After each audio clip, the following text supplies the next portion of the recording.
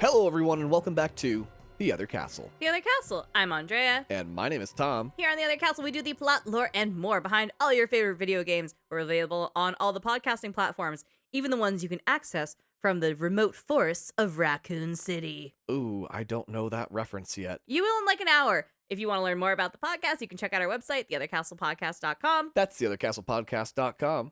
Over there, we have links to our Instagram, to our Discord, our item shop, as well as our Patreon. Our Patreon's $2 a month. The first 7 days are free, and you get a new episode every single month, even when we're in the off season. And this month's is going to be very special because it'll have to do with this episode. And this episode being... Resident Evil, the first. The very first Resident Evil. Oh my gosh, are you older than this game? Barely, but like, we don't have to go there. What the fuck? Okay, but why this am game... I catching strays? We haven't even fucking started yet. Well, this game's gonna be older than a lot of the people listening. That's fair, because this game is from the late 1900s. Late 1900s. Now, the inaugural Resident Evil was released on March 22nd, 1996, just a hair away from my birthday. Okay. We'll say that. And this was made for the PlayStation 1. Now, this game was about a year and a half into the life cycle of the first PlayStation, which helped solidify the system as a console to invest in. So this was a console seller. It helped. Certainly it wasn't a launch title, but people were like, oh shit, what's going on over there in PlayStation land? Okay, cool. The studio behind Resident Evil is Capcom, an electronic gaming company that was originally founded in 1979, which is older than you. It is very much older than me. There you go. There's some things you got. Capcom is a portmanteau of the terms capsule computers, referencing gaming devices like arcades and consoles. Their first game was released in arcades in 1983, also older than me. And after that, it was off to the races with cabinet games like Commando and Ghosts and Goblins. Oh, those are some classics too. They're still around. They're kicking. I see Commando just out. Right. As Capcom grew, they looked to expand quickly as arcade games were rising in popularity and consoles were beginning to be hot on the market. To recruit, they would have job fair buffets. Buffets, so they had to lure them in with food. Yes. A tactic that has worked on me several times in my life. Now, essentially, Capcom would rent out a banquet hall in like the Hilton and use that to get prospective employees to come out. One of those recruits was Shinji Mikami. He said that he came into his Capcom career like this, and this is a direct quote. A friend of mine had found a flyer advertising some kind of job fair / buffet party that Capcom was holding at the Hilton, which is exactly what I said, and he gave it to me because he knew I liked games. I went mostly because I wanted to eat at the Hilton for free, but once I started talking to Capcom, really getting into depth about the work they do, I thought it sounded pretty neat. So I applied to both Capcom and Nintendo. And it turned out the second round of interviews for both companies were held on the same day, and I chose Capcom. It's likely for the better because I probably never had a chance with Nintendo. Oh my god. So like, one, there was like a 90% chance this was going to be a timeshare situation. You reach around and you're like, wait, I don't have my wallet anymore. What Yeah. happened? Did I ever get my ID back from the person that checked me in? Yeah, no, it's giving scam. But even so, like, to have it so that they knew that these two companies were going to be doing some hiring, so they held their second round of interviews on the same day to force people to choose which one they wanted to go with the most. Now, I didn't do this in college, but is this like pledging frats and sororities? Like, maybe. I didn't do that either. Oh, okay, so neither of us know. It's all Greek to me. But I think it's so fascinating that this guy was like, I don't know, my friend said I like games and food. I wanted to see what was going on at the Hilton, so let's check it out. And you know how many fucking boring couples got married in that same Hilton like that week? 4, probably. This is based on nothing. But it amuses me that it was just a loose banquet hall. Instead, legends were born. Yeah, instead we got Resident Evil. Holy shit. In 1990, Shinji Mikami was hired by Capcom to be a junior game designer, where he said that his job was, quote, to sit in a warehouse and think about game design, end quote, with other junior game designers. This era of how to get a job. Why was I a fucking child during it? You should have been investing in property and going to buffets. Jesus Christ. You were out here learning how to read like a fool. Now, the junior game designers at Capcom were largely left unattended. So Shinji just kind of farted around for a few months doing nothing. And then, after all his hard work of thinking about games, he got a promotion to lead game design, despite really knowing nothing about traditional game design, but having many hours of thinking about it. What the hell? What a time to be alive. I feel like you're just mad. I'm jealous. Okay, but we got to grow up with cell phones and the internet. Whatever. You would trade in the internet for job security. Yeah, I would do that too. Today, yeah. I would 100% trade in the internet 'Cause, and my like- cell phone for job security at a buffet. He still got the internet. Yeah. He's still around. Now, even though Shinji didn't really have a lot of training, because again, buffet leading to sitting in a room to now the lead game designer at Capcom, he started making some games. And his first game was a quiz game on the Game Boy, and then he worked on some Disney licensed game for the Super NES, like Who Framed Roger Rabbit, Aladdin, and Goof Troop. Now, after seeing some decent sales with his Disney licensed games, in spite of the Genesis' success in their Disney licensed games, Shinji started directing and developing on something in the complete opposite direction, a horror game. In 1993, Shinji Mikami began working on Resident Evil. That's this episode. The horror game was inspired by a lot of George Romero's work, especially Dawn of the Dead, the 1979 movie Zombie 2, and a Famicom game that was made by Capcom in the late 1980s called Sweet Home. Sweet Home was actually based on a movie, and through development of Resident Evil, the director of Sweet Home gave Shinji Mikami his blessing on the Resident Evil project. Resident Evil actually originally began as an extension of the original Sweet Home game, but through development, the license expired, so the team pivoted into an original IP. As a spoiler, the pivot became very lucrative for Capcom in the long run, because if this was still a Sweet Home title, they would be losing a major percentage of this franchise entirely. We probably wouldn't be talking about this right now. We'd be like, yeah, Sweet Home 3, whatever. For the first 6 months of the 3 years spent developing Resident Evil, Shinji Mikami worked on the project completely alone. Whoa. He storyboarded, he did artwork, and he wrote the script all by himself, which I'm not quite sure what they were doing at Capcom, where they had a warehouse full of junior game developers, quote unquote, thinking about games. And then they're like, all right, you have a promotion. Make a game by yourself in a quarter. Don't touch the warehouse boys. They're just thinking. They're busy thinking. Hey, you know what? All that thinking led to fucking Resident Evil, so... It was a weird path to get there, though. His career fascinates me. Now, production was particularly tricky because it was also originally a Super NES game, but it moved to PlayStation about a year into development, which is a pretty major pivot to change hardware and systems for the game. Once Shinji Mikami got more of a team to help create Resident Evil, they took his original hell-inspired designs and brought them a bit more down to earth and realistic. The team also convinced him to adjust the player's perspective from first person to third person, which I'm gonna say right now, I fucking hate it. They fucked up the camera. We'll get into it. Okay. Now, among this team that was like, hey man, make this a third-person game, that'll be a good idea, was our friend Hideki Kamiya. Hideki Kamiya, really? From Okami? Yeah. Holy shit, that's awesome. Shinji Mikami originally wanted a first-person perspective to aid in the player's immersion, to make it scarier, to explore the mansion, and get really into the good scares, but was like, this fight isn't worth it, and was okay moving to third person after seeing the level of detail in backdrops that was possible with a third-person cinematic camera view. But again, fuck their third-person cinematic camera view. It doesn't fucking work. Through development, Capcom was skeptical. They didn't see a major market in horror games and financially prepared themselves to move around maybe 200,000 copies total. In 1996, it had sold over 1 million copies in Japan, Oh my god. another million in the United States, and 300,000 copies across Europe, all within the first year of Resident Evil being out. Wow, for a new IP on a console that's not that old? And them bracing themselves for, okay, best case, we move 200,000 units. They move 300 in Europe alone. Oh, and then wow. 7 figures in Japan and the US. Incredible. By the end of 1997, Resident Evil fully surpassed 4 million copies sold worldwide. Wow, so they knocked it out of the fucking park. There's a reason it's still around today. Right. I mean, obviously, they don't typically make movie adaptations out of failures. Well, Sometimes. as of December of 2024, Resident Evil is the best-selling franchise in Capcom's history and holds the record as the best-selling horror game series. Wow, so it finally beat out Mega Man. Finally. I would love to see the cinematic of Mega Man just being torn apart by zombies and shit. Get the dogs out there. In total, the franchise of Resident Evil has sold over 160 million copies across the globe. Whoa, that's much larger than I expected. Holy shit. That's bigger than Mega Man, huh? Yeah, significantly.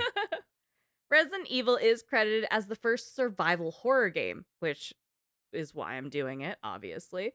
Essentially inventing the genre, and is widely recognized as one of the most important games in the world of gaming, up there with Wolfenstein and Pong. Resident Evil is a relic from the 1900s, and while it does show in the gameplay, I would be remiss to not recognize what it's done for horror games as we know them today. Shinji Mikami has gone on to have an extremely impressive gaming career, putting his efforts behind many more Resident Evil games, as well as games in the Dino Crisis franchise, the Phoenix Wright Ace Attorney franchise, Love it. and the more recent games Ghostwire Tokyo and Hi-Fi Rush. He was also a voice in Fallout 4, which is I just wanted to say that. I think that's fun. That's really cool. At one point, he reunited with Hideki Kamiya and worked for Clover Studio on a title called God Hand. Oh, the other game from the studio that came out like after the studio shut down. Yeah, the one other one. You know, I was very dismissive of it in Okami, and then I've looked into it, and people do have some love for it, so I might cover it someday. Spoilers. Ooh. Now, there have been different versions of the first title of Resident Evil across different regions and releases, including some with full motion video. There's director's cuts, ports, and remakes across a lot of consoles for different generations.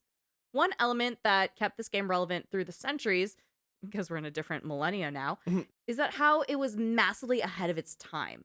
Aside from inventing the survival horror genre, Resident Evil gives the player the choice of two protagonists, one being the tank Chris or the tactful Jill. Ooh. There are both gameplay differences and true narrative differences between Chris and Jill's runs.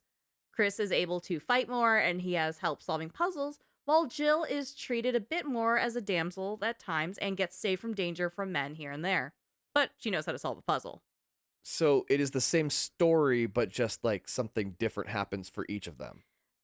Slight tweaks and slight different character experiences. Fascinating.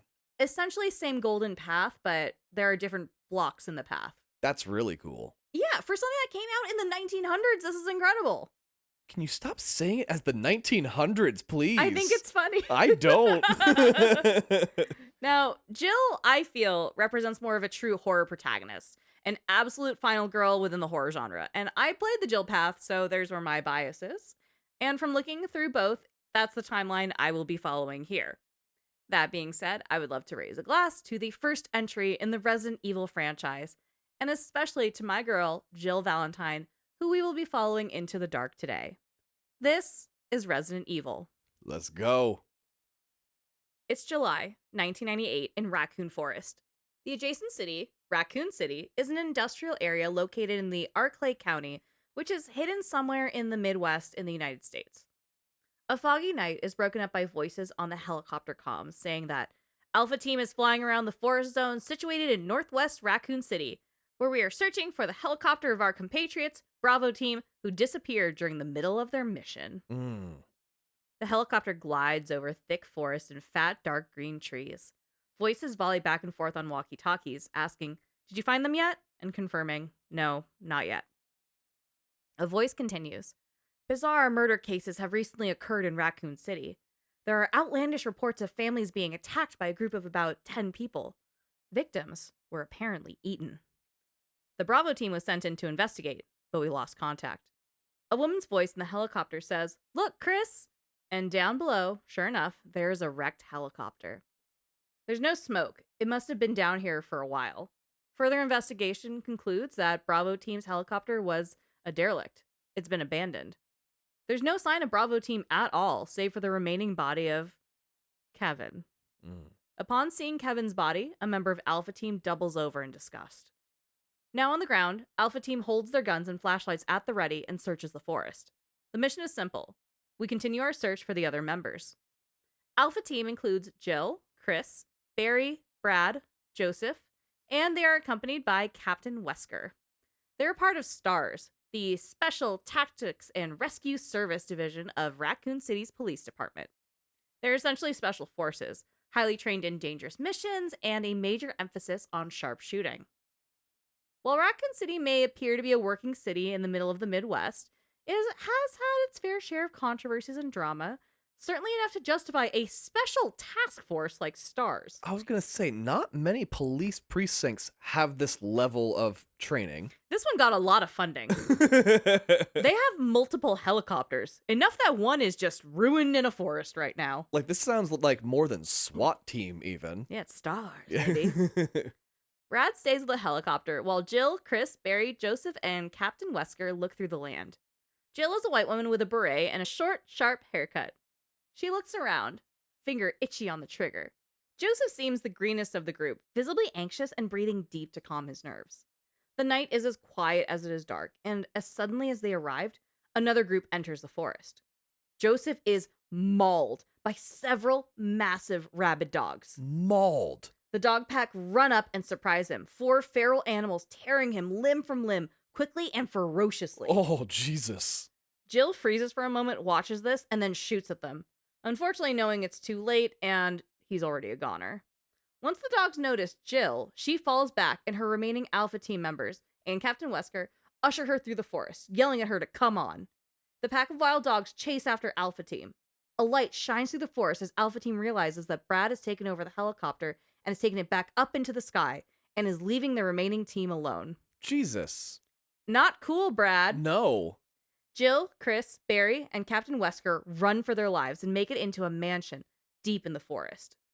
A black screen simply states, "Enter the survival horror." Dun dun dun, it's Resident Evil now. That doesn't happen, but oh my god, let me compose a game score. Inside the mansion, there's only 3 STARS members left now. Captain Wesker, Jill, and Barry. At some point during the sprint to the mansion, they lost Chris in the night, which is also how they justify doing paths. Oh, okay. So they do go off on their own separate adventures a little bit? A little, but down the same not a golden lot, path, like you yeah. said. Yeah. The 3 catch their breaths in the grand foyer of the mansion, taking in their surroundings. The mansion is beautiful and seems pretty well maintained, especially considering it's alone in the middle of Raccoon Forest. This is a relic from 1967, and the ceilings are high, the wood is polished, and importantly, the lights are on. It's almost like someone was home, but the STARS team appears to be alone here. They figure, well, it's not quite the ordinary house, that's for sure, but we're not being mauled by dogs, so that's fucking great right now. That's a win. Jill asks where Chris is and heads to the door, but Captain Wesker stops her, saying, "Jill, no! You don't want to go back out there." She says, "But we've got to find..." And she's cut off by the sounds of gunfire. Oh, Jesus. The group stops, quiet. Barry wonders what that was, and Captain Wesker orders Jill to go out and investigate. It could be Chris. Barry insists he's going too, because he and Chris go back a long way.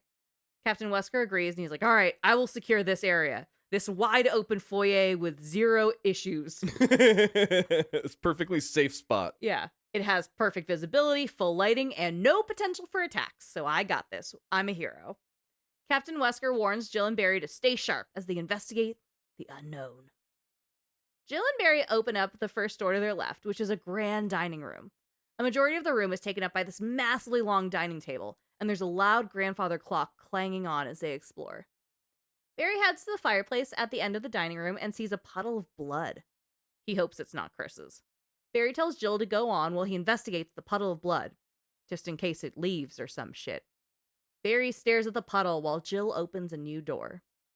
Now Jill goes down another hallway to find a man, or perhaps a monster, eating a human. Oh. This monster she finds is white with broken skull, no hair, and fully white eyes. Its teeth are as cracked as its body, and it groans in agony as it turns to look at Jill, dropping the now dead man as it turns its attention on her. The blood from the monster's mouth drips back down onto the corpse of his last meal. It's an undead nightmare. A zombie! Oh, do they actually use the word? Oh, no. Oh, of course not. I don't think you're allowed to. Jill runs from the zombie and re-enters the dining room, yelling for Barry. He says, "What's going on? I was busy staring at this puddle." And the zombie follows Jill into the dining room, eyeing Barry as its next snack. It walks slowly but intentionally, its dead eyes fixated on Barry. Jill yells out, "Look, it's a monster!" "Yeah, babe. It's We going so slowly. Yeah. Barry says, "Let me take care of it." And he shoots the monster 3 times. It falls to its knees, slumping over the pool of blood that Barry was examining. This is probably a good thing Barry was staring at the puddle, because now there's a zombie in it. Barry asks, "So what the hell is this thing?" And Jill explains, "I don't know, I found Kenneth killed by this thing. So there's one of the Bravo team members they were looking for. He's been eaten by a monster man." He's there and there and there. Yeah, spit up all over the walls. And Jill says, "Okay, let's report this to Wesker." Barry and Jill re-enter the foyer, and Wesker is nowhere to be found. Fucker. Barry asks Jill to help him look for Wesker, but no luck. They can't find him from just kind of doing a quick scan of the room. Jill is spooked. First Chris disappears, and now Wesker. What is going on here? Barry figures, well, there's not much we can do. We can search for him separately. I'll investigate the dining room again. You know, that room that we fully have locked in? I got that one. All these people like to secure places. Yeah, they're really lazy. Jill says she'll look through another door and, start the game. Barry says, well, this mansion is huge, so let's start on the first floor for game design purposes. Oh, and Jill, before you go, here's a lockpick. You'd make better use of it than me. She says, thanks. I might need this. She needs this. She's going to need it because she's going to be the only person actually doing anything. Yeah, everyone else is like, I'm going to secure this room that we're all safe in. Like, thank God you're here. Barry says, if anything happens, let's meet up in this hall that I've secured because I'm a very brave man. Come back to me. They agree, wish each other well, and we're off to the races. The mansion is the majority of the game, with a seamlessly endless floor plan that would make Sarah Winchester envious. The color palette is a mix of dark and modern, with warm wood and traditional art throughout. Many rooms, like the dining room we were just in, have a balcony overhead, bringing the ceilings extremely high in parts of the map. Much of the mansion is locked with keys hidden as scattered secrets throughout the adventure. That helps lock the path to a specific order of operations throughout the gameplay. Within gameplay, there are 2 iconic established things that come back around throughout the franchise that honestly drove me fucking crazy and truly do feel like a relic of its time. See, the first is the transition between rooms. When a protagonist goes through a door, there is a cutscene. The door is shown floating in a black void, and the camera tightens in on the door as it creaks open, and it opens up to the next scene. This comes up through the first few franchise entries, and while it is a cool way of hiding a loading screen behind animation, it can feel so goddamn tedious when you just, I don't know, forgot something or accidentally turned down the wrong fucking hall and need to pop in and out of a room. It fucking sucks. Oh, so it's a load screen every single time. Oh, that Every hurts. single time. And it's not long enough that you can have a break and, like, check your phone, but it's not short enough that it feels quick. It's just bad. It just felt bad. You're like, at least confirm that I want to walk through this door. Deadass. Now, the second iconic Resident Evil moment is saving. See, for the youths, in the 1900s, in the old millennia, games didn't have autosave. No. This is a major psychological factor in why millennials have such bad anxiety, especially in comparison to our carefree Gen Z peers. We hit the little save icon like 6 times when you're saving a document. It's so bad in Resident Evil. So, an entire hours-long run of a game could be gone in a flash of a blackout if the game file wasn't manually saved, or the essay, to Tom's point, or whatever the case is. Now, to ensure immersion in Resident Evil, the gamer has to go to a typewriter and manually save the game by typing out what happened to them, like a diary of their kill count. Other games hit a save function in a menu screen or in save points across a map, but Resident Evil gave the save function a utilitarian element within the narrative, being a self-reflection point for the protagonist. Which feels insane. That is such a wild thing. You're like in therapy to save it. And you're alone for the most part, and you're just like, oh, there's a typewriter in someone else's home. Dear diary. Chris is gone. Wesker's a creep.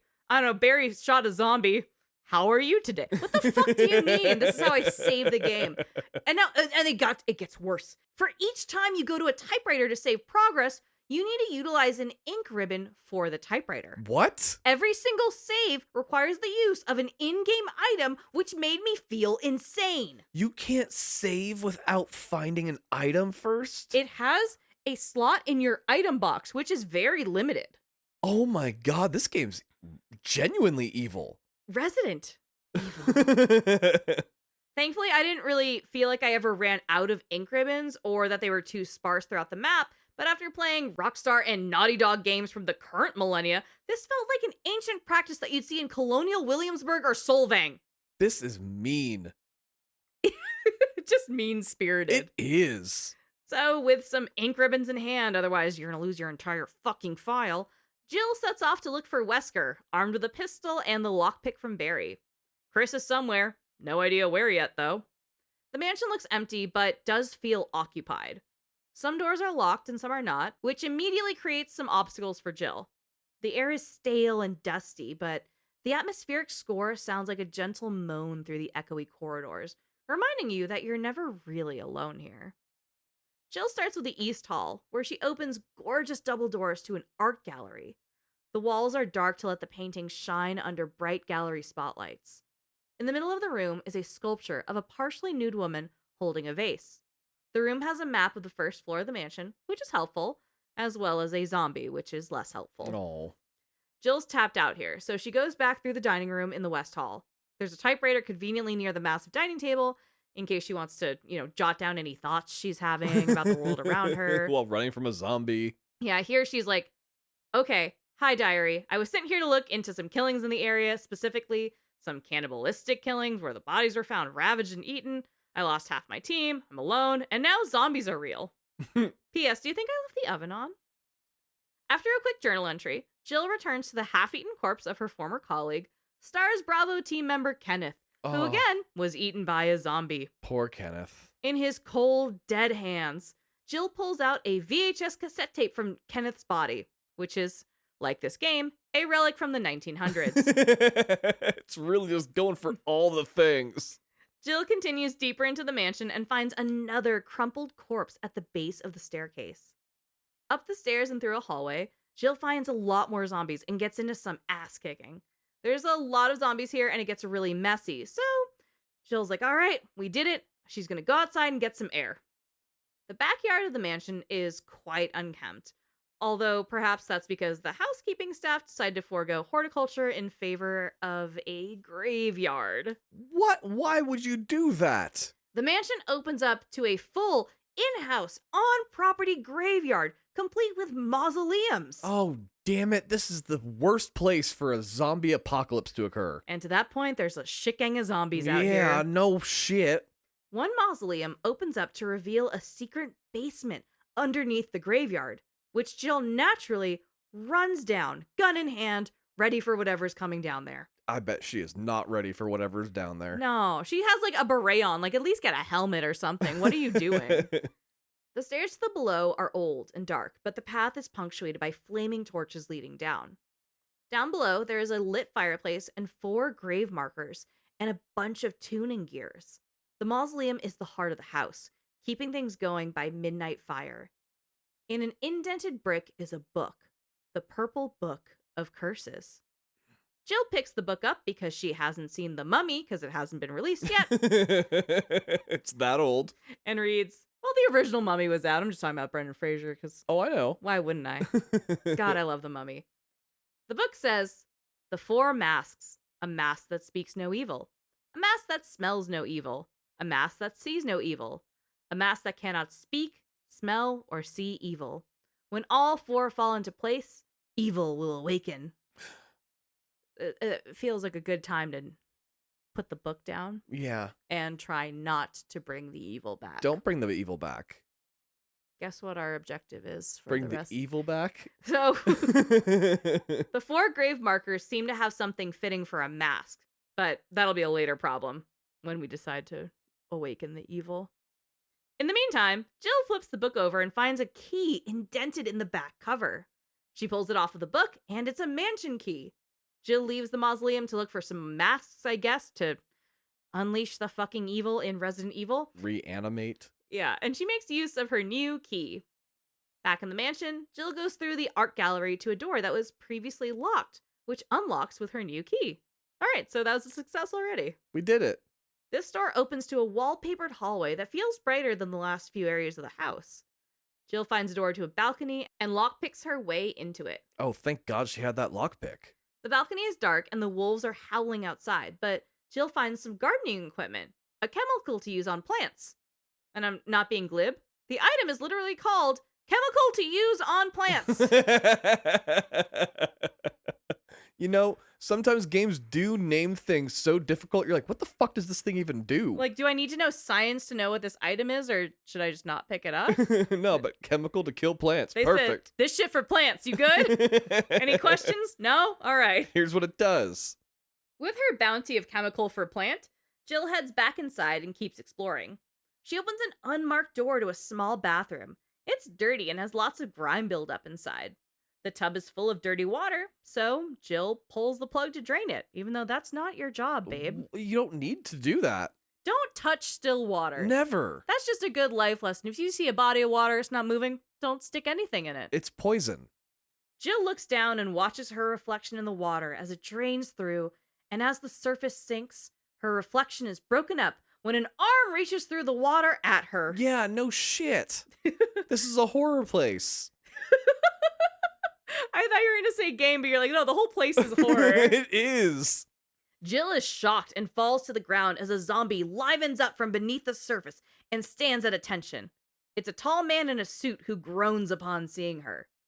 Jill gets to her feet and leans against the sink as the zombie gets out of the tub to lunge at her. Hold on, he was in a full suit. Oh no, that's a sad way to go out. In a full suit in a bathtub? Yeah, he did that on purpose. Yeah, that's a bummer. Yeah.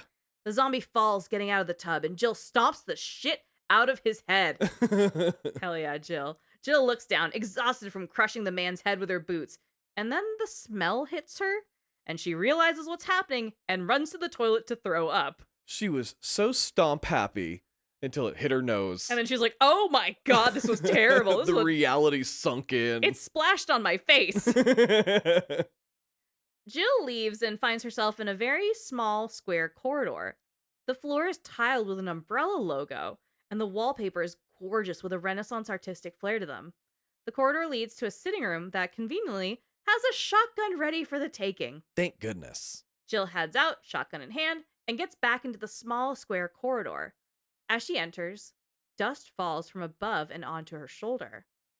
Jill takes notice and looks up as the ceiling begins to descend onto her. Oh.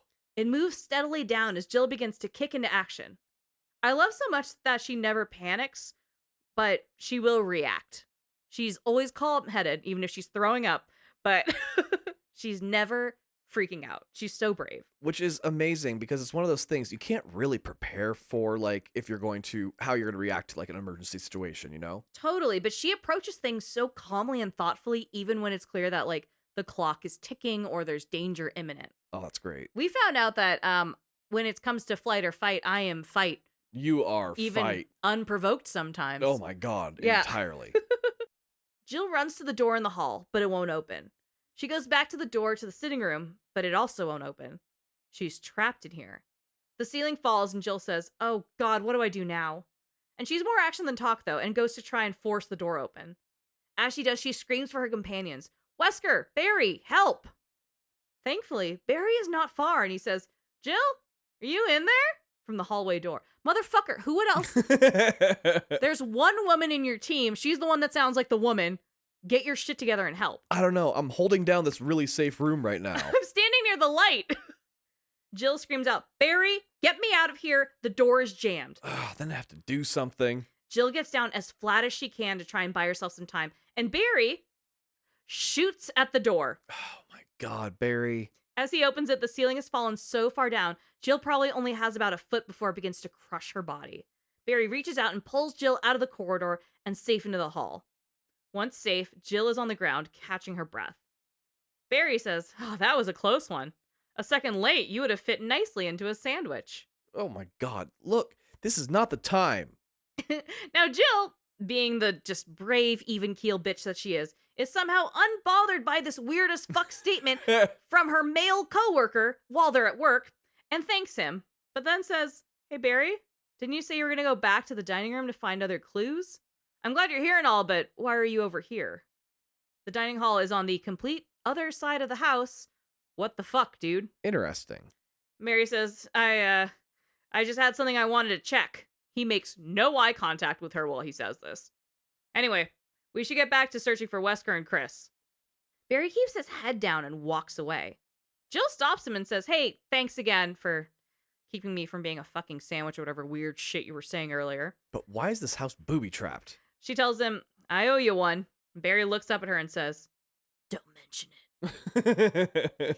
He's so try-hard and like, I'm a cool guy in the face of danger. And Jill's like, I'm actually in danger. I was going to die. This house is an Indiana Jones trap. Yeah. I'm afraid a boulder's gonna come down, dude. Jill carries on and piles up a bunch of zombie bodies. Past the undead horrors, there's a small typewriter room. Well, I guess it's a save point. But along with it is a big wooden crate, or an item box. The inventory system is extremely telling of the era. You know when this game was made, I'm not going to bring it up again. A relic. But it was the late 1900s. And Jill can only carry up to 8 items at a time. 8? Yeah, one of which being, I don't know, the function to help you save the fucking game. So now we're down to 7. Also, guns and their ammo don't always blend well, so you have to carry your gun and your ammo in 2 separate item boxes if you have too much ammo. It's a fucking nightmare. Here we are at 5. And that's just for Jill. This is actually an easier inventory route, as Chris can only carry up to 6 items at a time. Is he smaller? No! Oh no, Jill carries a purse.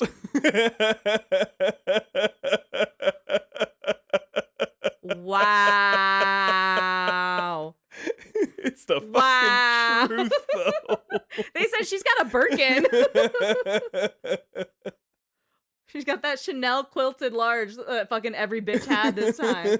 Damn. That's kind of fucked up. It's really fucked up. They're like, oh, we'll have the girl carry that shit. I don't know. She's probably got snacks and Band-Aids in there, too. I'm a man. I can't carry shit. Holy shit. God damn it. Sexism is just... It worked out in this playthrough selfishly for the way I like to carry ammo. I like to have grenades and a pistol on me. You know, you gotta have a long range and a short... But god And damn you it. can keep them in your purse. I'll keep them in my fucking Raccoon City Birkin, I guess. After dropping nearly everything into the wooden crate for safekeeping, because again, very limited space in my Birkin, Jill finds a loose note. It looks like a memo, and it says, we have new information on those quote-unquote beings. They appear to be dead, but in fact, they are able to come back to life. However, there are ways to prevent them from being active again. Currently, there are 2 known methods to cease their resurrection. 1, incineration. 2, destruction of the head. To those of you who still have the will to live, oil has been placed on the first floor of the mansion. Take as much as you need. You'll need something to light it with, which you'll need to find yourself. Which is such a weird staff memo. Fire is yours to deal with. We have oil. You figure out the rest, motherfucker. Yeah, you are man. You should be able to make fire. Yeah. I'm a woman with a purse full of oil, dude. Oh, damn it. So now we know that even though Jill has killed a shit ton of zombies, the only one we know for sure is dead is the one from the bathroom she curb stomped the shit out of. Everyone else she'll have to headshot or set on fire. Jill finds a fuel canteen, which acts as a flask for kerosene, which will be discoverable throughout the game, along with ink ribbons and fucking everything you need to just play the game. Surprised you didn't have to unlock a button to shoot or some shit. Armed with a flask full of fuel, Jill heads out to where some of the smaller bedrooms are. One room has a dog whistle and a memo saying that Sir Spencer, the man of the house, asked one of his home staff to hide something, and he hid it in one of the dog collars. That shit is interesting, albeit a bit cryptic. But further searching does prove very helpful, because Jill finds a lighter. Now she can use that and the kerosene to destroy the bodies of the zombies so they don't come back. To ensure permakill on the zombies, I want to reiterate that you have to use 2 of your 8 and Chris's 6 inventory slots, and that makes me, someone who's very spoiled by modern gaming, so very angry. That is a terrible inventory system. Yeah. You should get a bigger purse. Need an extra large Birkin. Jill goes through the halls, setting fire to zombies and keeping the house warm. She goes to a larger hall and sees, hey, it's Barry. She comes up on him and says his name, and he turns with his gun drawn. She said his name. She's the only female voice he's heard all day. At the very least, you figured out these fucking things can't speak. Yeah, they just kind of go, they're groaning, Yeah, they're exactly. bummed. And he's like, someone said my name in a familiar voice, guns pointed and drawn. He relaxes when he looks at her and like processes that it's Jill. And he asks if she has any good news. She says, well, other than I'm alive, no. Which is so cunty to be like, is my presence not enough, Barry, you dipshit? I'm here. That's the news. Barry tells her, I can't say it's much safer here either. We better secure our escape route first. There's got to be a back door somewhere. Jill, ever tactful and calm under pressure, says, all right, let's split up again. She turns to leave, and Barry stops her, saying, hey, hold on for a sec. Look what I found. It's a can of fizz. It sure is yellow and mellow to these things. It's yours. Hopefully you won't have to use it. Jill takes what Barry calls fizz and realizes what he thinks is fizz is an acid shell for a shotgun. Wait, what the fuck? That Which- is not what I was expecting. I was thinking a Mountain Dew can. He has Army tactical training. Stars are specifically trained in sharpshooting. How the fuck did he not recognize a shotgun shell? Because it was still the police academy. Oh, God. Like, and the one from the movie where they're just fucking up nonstop. Yeah. I really love the acid shells. I think they're fucking sick. And Jill says, okay, well, what about you? But Barry is confident, holding up his 44 Magnum, saying, oh, don't worry. I like the buddy system we have here. Jill looks at this grown man personifying his weapon and says, all right, I see. Ciao. Like, she says ciao just to be cunty. She's like, you're fucking stupid. I'm going to adjust my beret and get back to killing these things, you idiot. Barry leaves, and Jill gets back to exploring and makes her way across to the west wing of the mansion. She picks the lock to another balcony that wraps around the mansion. And this balcony has some dogs, so Jill uses the dog whistle she found to bring them over and execute them, because they're very bad dogs. Oh my god. She pulls the collar off of one and examines it to find a coin was hidden in the collar. Just like the note said, Sir Spencer had someone hide something in a dog collar. Jill fiddles with the coin, and as she does, it clicks into place and the coin expands into another key. How? Okay. Okay, so this is something I didn't know going into this game. I played the remake that came out 22 years ago. The remake came out 22 years ago. Which it makes me feel insane again, but it's at least in the current millennia. We have that going for us. There are so many things in this game where you'd get an item, you'd look at it and be like, damn, that's crazy. Nah, you have to keep looking at it. You have to examine the item. You have to flip the item over while you're in your menu. Oh my and god. all this shit. And I'm spoiled. I'm a fucking Red Dead 2 brat. I didn't know what to do about this. And I'm like, okay, what do I do with this fucking coin? Is there a vending machine? I don't know what to do. I haven't seen real money in a long time. Just because also, I'm in a post-COVID world. I do not deal with metal coins. I had to look up a walkthrough. Oh. That was the idea, though, back then. You had to. And that was how they sold those walkthroughs, is by making shit like that difficult. Yeah, the game doesn't explain this element to you. You have to really go through the menu and be like, what does examine mean? What if I examine it after I turn it 3/4 to the left? Oh, now it's a house key that I need to unlock the rest of the map? Great. Yeah, this is why games don't come with manuals anymore, because they put that into the game. Back then, you had to read the manual first. Thanks, Grandpa. I tricked Back in you. that day. I tricked you. Fuck, it is a relic. Jill re-enters the West Hall and encounters some zombies she's already killed, who resurrected after she riddled them with bullets earlier in the night. Armed with acidic shotgun shells and a flask full of kerosene, Jill makes it right and destroys everyone for real this time. Hell yeah. There's a corridor on the west side that has a small platform with a key in it. There's an inscription that says, "May whoever takes this emblem find peace in death," which is such a hard inscription. Damn. When Jill takes the key, the walls begin to close in. A suit of armor with spiky, spinning weaponry begins to automatically roll down a track towards the now trapped Jill. Oh no. Thinking quickly, Jill puts the key she found in the dog collar in the platform where the key was, which deactivates the trap. Oh, thank goodness. Which again, I died a couple times Oh. before I gave in and looked up a walkthrough. Now she's got the real key, and the key from the dog collar is holding all the weapons at bay. Jill escapes the trap with a new key and runs off. She goes through a small staircase she saw earlier. When she first saw it, it was empty. Now, there's like 5 or 6 crows squawking angrily at Jill. An angry murder of crows, which is the most aggressive forming of birds. It's the most aggressive forming of any animal, honestly. Calling it a murder? Yeah. Jill goes through more of the West Wing, which is crawling with more zombies. She makes it to the room of one of the keepers of the mansion, one of the house staff. He had a diary where he detailed mostly boring things like playing poker with other employees, but also notes some interesting things like how there's a research team working around the clock. The diary entries start to get shorter and shorter as he complains about being itchy. The last entry is him complaining about being itchy and killing someone and calling him tasty.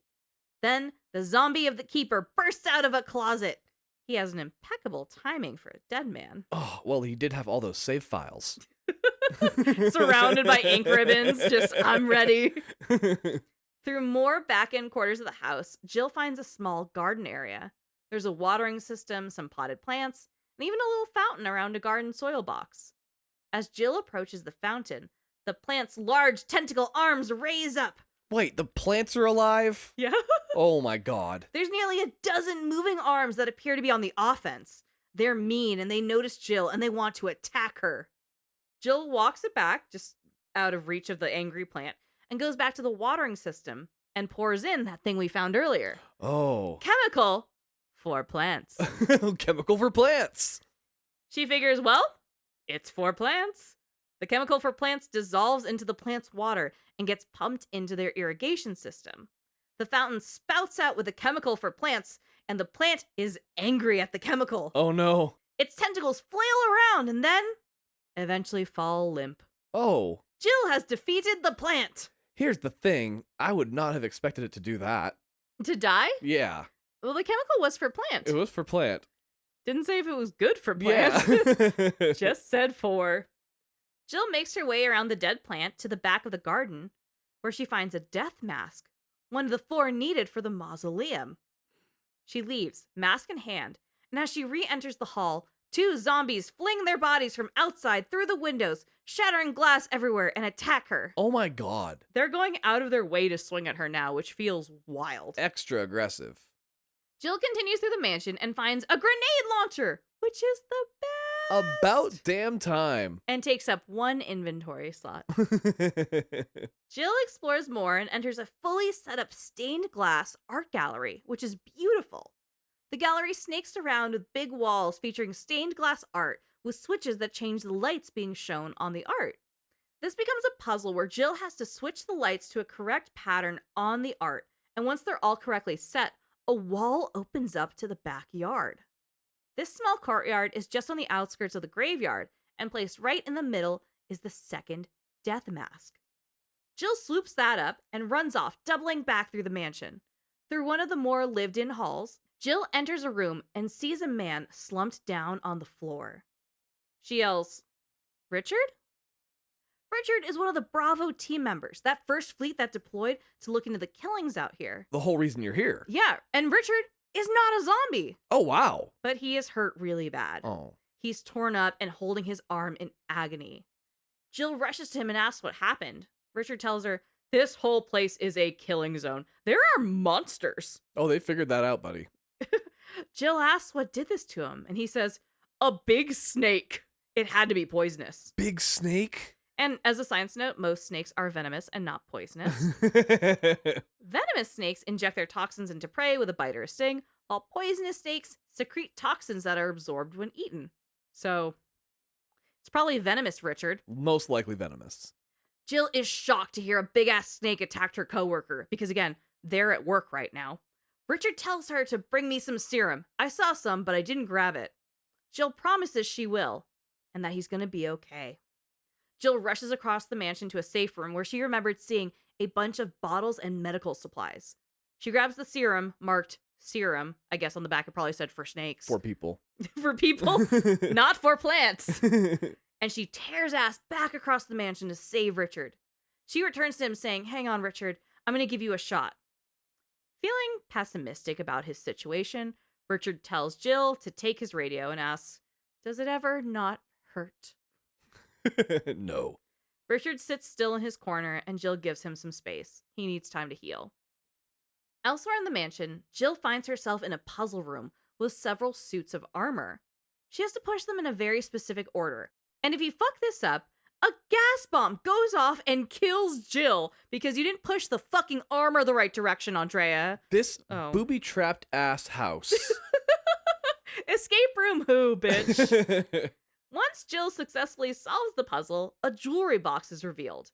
Now you pick up the jewelry box, you examine it in the correct way that the game wants you to, and that's how Jill finds the third mask.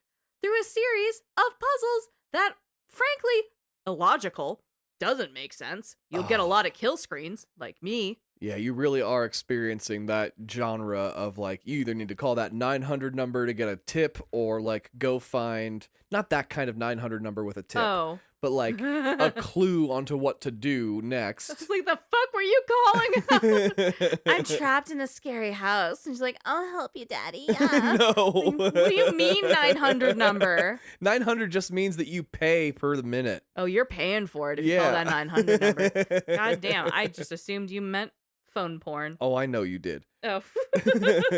Or you had to buy the strategy guide. Like, that was the only way to figure this shit out. Yeah, because this is illogical from where I was playing, from not knowing how this game fucking works. Yeah, that was purposefully built in. Terrible. So now Jill has 3 of the 4 masks in hand, and she's like, oh, there's a corridor I haven't explored yet. It's probably down there. There's a scratch on the wall, and while she looks at it, she thinks, this wasn't done by those rotting freaks.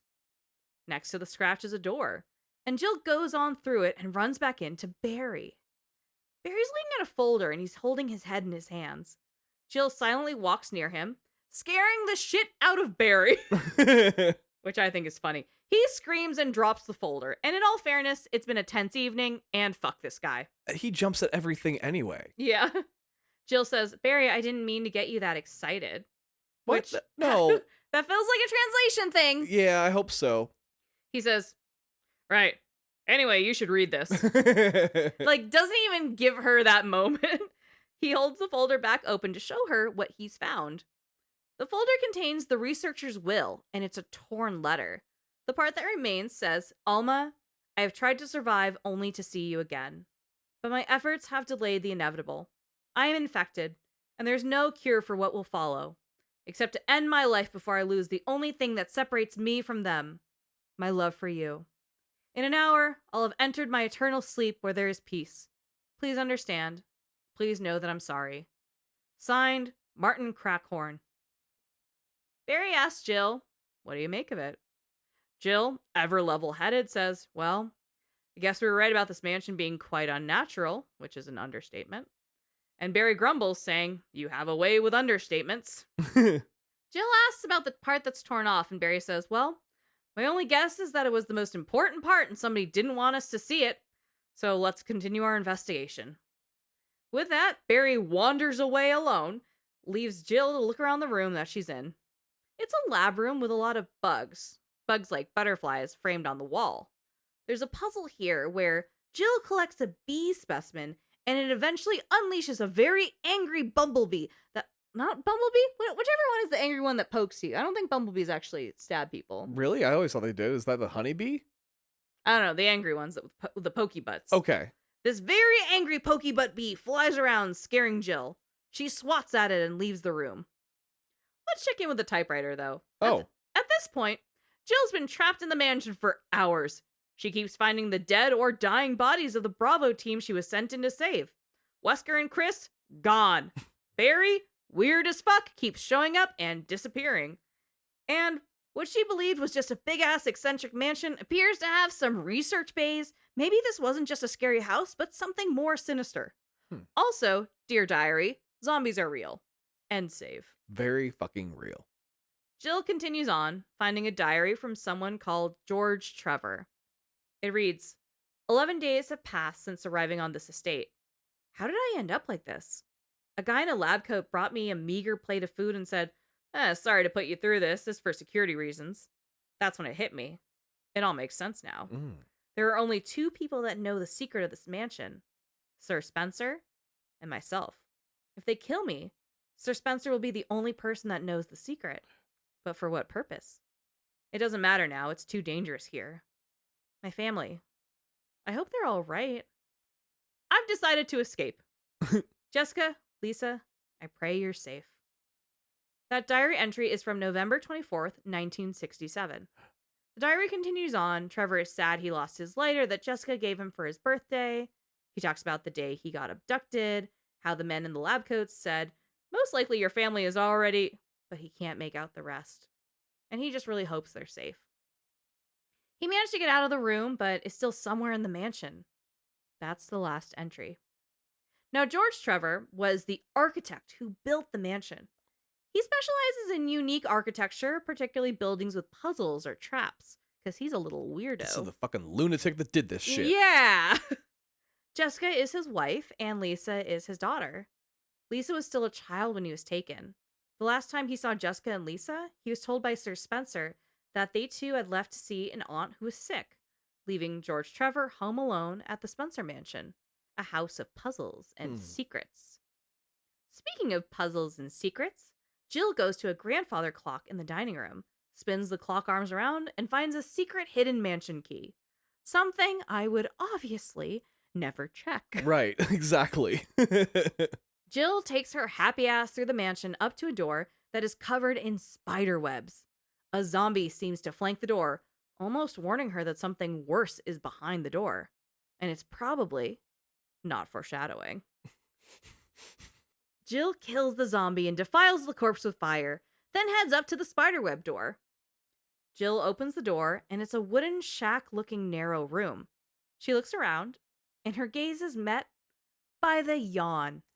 What the fuck is a yawn? The yawn is a 40-foot, 500-pound venomous snake. What the fuck? And as a science note again, most snakes are venomous and not poisonous. This is just a basilisk. Yeah.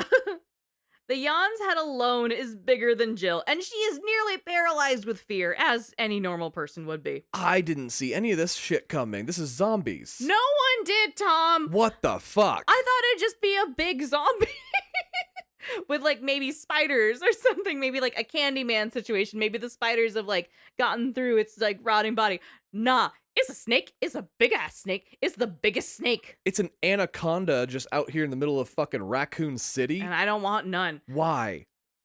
The yawn's head alone is bigger than Jill, and she is nearly paralyzed with fear, which is normal.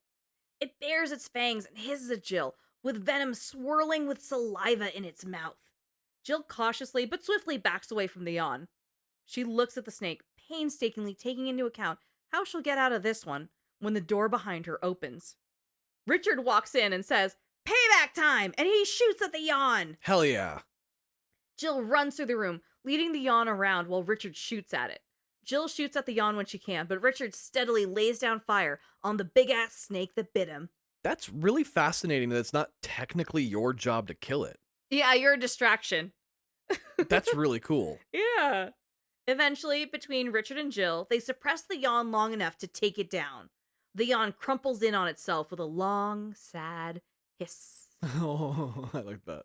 Once it's quiet, Jill goes to Richard to thank him. Richard nods, then whips his head around. The yawn wasn't dead, and is now slithering its way directly to Jill. Shit. Richard yells and pushes Jill out of the way. As he shoves Jill across the room, he lands directly in the mouth of the yawn. Oh no. He screams, the pain truly never ending for him. Oh. Jill yells for him, but it's too late. His bones are crunching between the jaws of the yawn. Oh. Still hungry, the yawn drools and looks at Jill. She resumes her pattern of running and shooting at it. She shoots and shoots until the yawn retreats and slithers back into the bones of the house, hissing in pain. Jill takes the assault shotgun that Richard had left her. He would want her to have it after all. I mean, yeah. Now alone in the dark, narrow room, Jill looks around and finds the fourth mask. Jill packs up her masks and heads back out to the mausoleum, where the secret basement had the mask markers and the warning, when all four fall into place, evil will awaken. Might as well wake the evil the fuck back up, because Yeah, it's already here. why not? Jill goes out to the graveyard, enters the mausoleum, and heads back down the stairs. The four masks align with the four mask markers and the warning from the Book of Curses. The four masks: a mask that speaks no evil, a mask that smells no evil, a mask that sees no evil, a mask that cannot speak, smell, or see evil. Jill lines up each mask with the correct mask marker. A mask with no eyes sees no evil. A mask with no nose smells no evil. You get the picture. As each mask aligns, a casket is lowered. Jill didn't notice this casket at first because it was chained to the ceiling of the basement. When the fourth mask is put into place, the casket falls to the ground. Mm. Jill approaches the casket, and as she does, steel bars fall down in the doorway, trapping Jill in the basement. Inside the casket is a massive, undead man with nails sharp like claws. He approaches Jill, thirsty for blood, so she starts blasting. I'm starting to understand why this house has so many booby traps. Because there's just a bunch of zombies throughout, and they're like, yeah. man, we gotta keep this shit on lock. Yes, we could just seal this off, but what if we had a key, and the key was 4 different masks that related to a poem that we've hid in a book? I don't know, we'll hide one behind the giant snake. It'll be great. You know, it's fucking crazy what happened in here. Insanity. Jill shoots at the zombie, who takes a lot more than the normal undead to kill. He runs and swipes at Jill and has the stance of like a werewolf, kind of that feral aggression energy. Always breathing heavy. This is a Crimson Head, the mutation of the everyday zombie found in the mansion. Jill kills the Crimson Head and the metal bars trapping her are lifted, which is weird that they were connected to the undead's liveliness? Right. Jill looks at this casket and pulls off a small crest called the Stone and Metal Object, which is not a good name for it. They keep just naming things very obviously. It's almost like a brooch, like it looks like a big pin or something. Okay. They call it the Stone and Metal Object. We didn't know about the material, but okay. Jill leaves the mausoleum basement, knowing every horror she's experienced this evening can always get worse. Jill comes to a door that's locked, but using the Stone and Metal Object, along with another emblem, Jill is able to get through the door. The door leads out to a path behind the mansion, the next area of the estate. Immediately, there's some directional signage which reads, North, Valley of Destruction. South, Cave of Hatred. East, Summit of Madness. West, Path of Revenge. Wow, they all sound so enticing. I mean, I am a Path of Revenge girly because West Coast, best coast. And frankly, I'm just not a Summit of Madness girly, and it just seems cold out there. So Not everybody is. yeah, it's okay. I'm a little coastal elite. The signage is key for some directional puzzles involving statues to get through the path, so you actually do have to remember which one is the Path of Destruction and Sadness and Cave of Hatred and all that shit. Which is crazy. Again, you need the book. You really do. Jill follows the path leading away from the mansion and across the estate grounds. We're outside, we're getting some air. Might as well. Jill gets a call on the radio, the one that she got from Richard, and it's from Barry. He's in distress. He's screaming about a monster in chains and that the guns are ineffective on it. He says to stay away. The signal cuts a bit, but Jill hears him say, the forest outside the mansion. And then one more warning for good measure. Stay away. Jill's like, well, this seems fine, so I'm just going to keep going. Ignore that. Jill walks through the path and into a graveyard because they just didn't have enough places to bury the bodies in the first graveyard we walked through. These idiots. This one is alarmingly full and flanked by big, mean, loud crows. There's only a couple, so I don't think it's a murder. It's probably just like an aggravated assault. Well done. A manslaughter of crows. Oh my god. The night is dark, like there's been no sight of the morning since they landed. Time stands still, and the world is quiet here. The path leads to a small shack, a wooden structure alone out in the forest. A single light bulb hangs loose on the porch, attracting moths. On the porch, Jill finds a torn picture and a diary. The picture seems to be a family portrait. The diary reads, Daddy attached Mommy first. Mommy attached second, inside red and slimy, white and hard. Not true, Mommy where? There's more entries, mostly about wanting to know where Mommy is, and there's misspellings and bad grammar, showing this is probably from a child. Inside the shack, the whole place is dirty and covered in spider webs.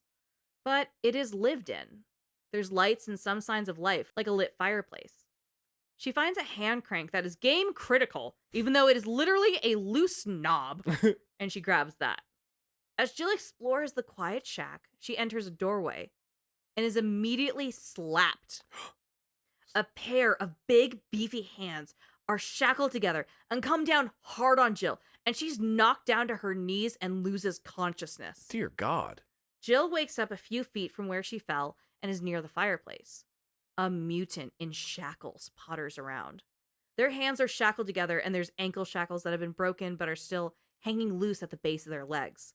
Their clothes are tattered and their skin is red. Their spine is bumpy and bulbous, and their hair is matted and patchy. Gross. There's a burlap sack loosely sitting over their face.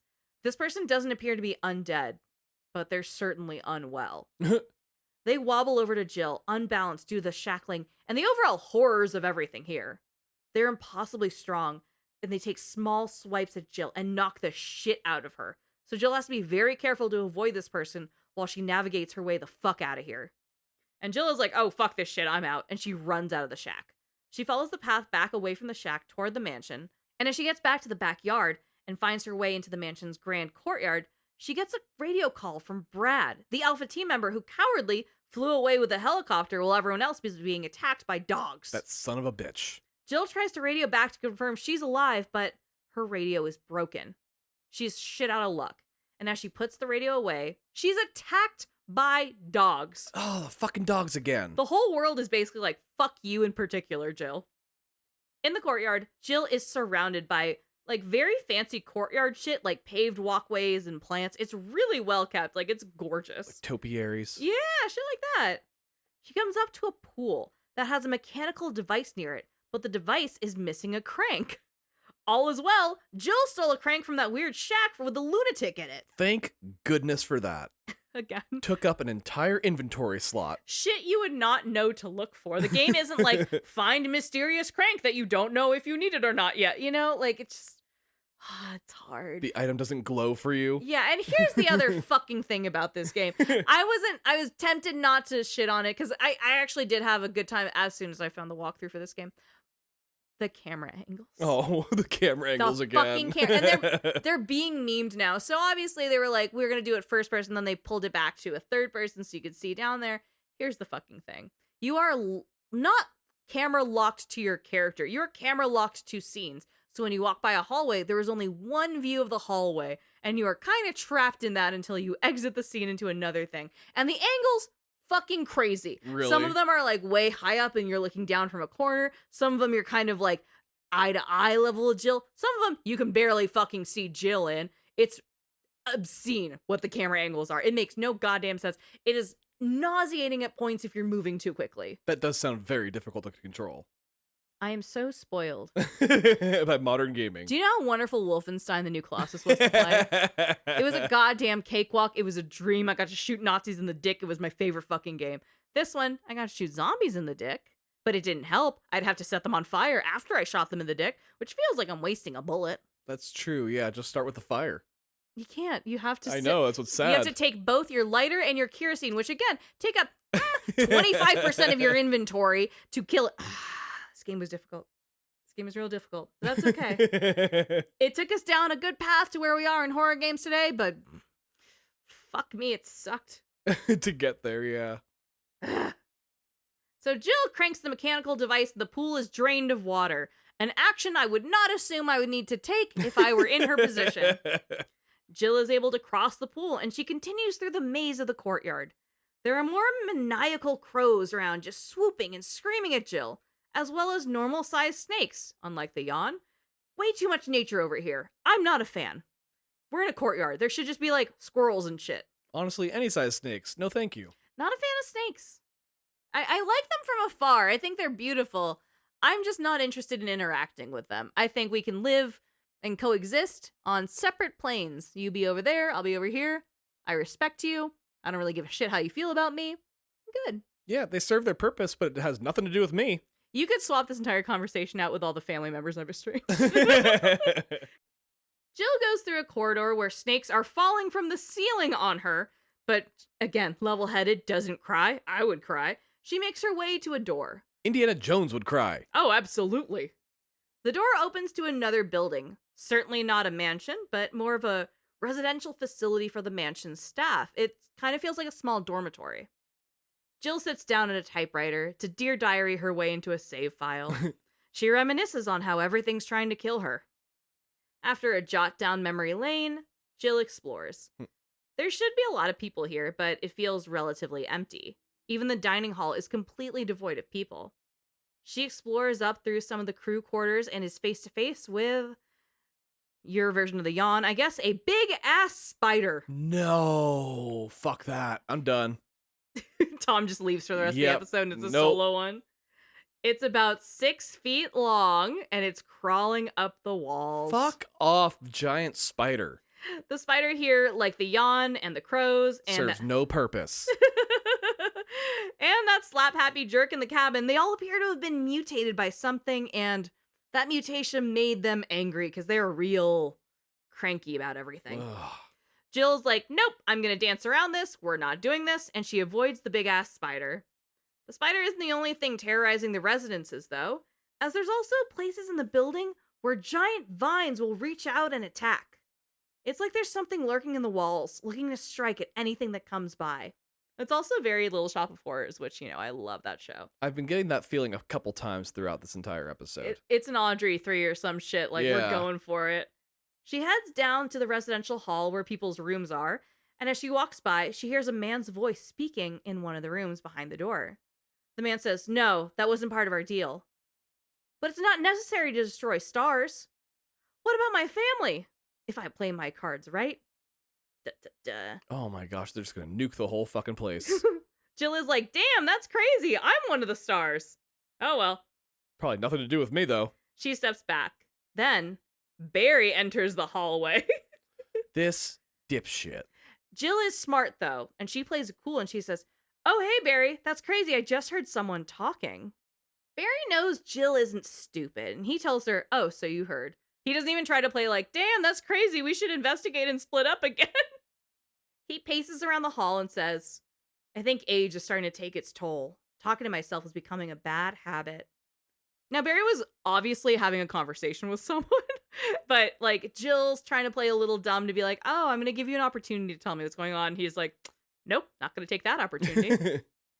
Jill plays along and she's like, oh, you were talking to yourself? Are you all right? What's gotten into you? Open up to me, Barry. She acts concerned so he doesn't think she's full of shit or that she actually knows what's going on. He's like, oh, I understand. And he says, I'm getting you worried, aren't I? Don't worry. I guess this creepy mansion has gotten to my nerves. He rolls his neck, trying to relieve stress. And Jill is like, God damn it, just be real with me. He says, I think I'll go outside and get some fresh air for a change. Don't worry, just gonna go get some fresh air. And if I'm lucky, I'll get to waste some of those monsters along the way. Bye, Barry. Jill says nothing and lets him go, weighing the density of his obvious lies. Jill finds herself in a room with lots of folders and files. She reads a report on a subject called Plant 42 that says, 4 days have passed since the accident. The plant at Point 42 is growing at an amazing rate. Although there are many unknown aspects about this plant, we know that in comparison with some of the other groups of plants, the T virus has had a substantially stronger effect on this one. The T virus has drastically morphed its host's anatomy as well as its size. Looking at its current state, it's difficult to imagine the original appearance. Nowhere on Earth will you find anything like it. The T virus. The report continues to describe how the plant's roots are crazy and how there appears to be chemicals in the water supporting the plant's rapid growth. It appears to use its vines to attack as well, with the report saying it uses the tentacle-like vines to capture its prey. After doing so, suckers on the vine drain the prey of its blood. Oh my god. This is Audrey fucking 1000. This Yeah. is fucking great. Holy shit. The report also includes that, unfortunately, several of our scientists have already fallen victim to this Plant 42. Oh god. When we heard from the survivors, they all observed one thing in common. When the uniform petal-like flaps open and reveal its vital organs, it has a tendency to become more aggressive. Oh, wait, what? They all yelled that out in the final moments of their life? No, this is the survivors who escaped the plant. Oh, They okay. escaped Sure. the plant. I feel crazy describing this game. What's most interesting here, though, is that they call out this T virus thing making things big and aggressive. That's probably why the yawn is a 40-foot snake and the spider was bigger than Timothy Chalamet. Oh god. But unfortunately, it's now inhabiting a big-ass bloodthirsty plant, so that feels bad. That is very bad. Jill explores the resident hall and encounters some former residents who are now zombies. In one room, a former resident is strung up with a noose in a doorway. Oh, fuck. A note says, "How could this happen? I'll never forgive myself for being part of this project. Eventually, I'll get what's coming to me, though. There's no way to escape from this nut house. It's just a matter of time now." Part of the note says there's one more of them in the bathroom, and that's where the note's author was probably the last one standing. Oh my god, this is all ground zero. Girl, the note concludes with, "This is better than turning into one of them. Please understand and at least let me end my life as a person." Their body sways in the doorway. Fuck. I really hate to do 2 games back to back. with Yeah, someone right? Seriously. At the end of a rope.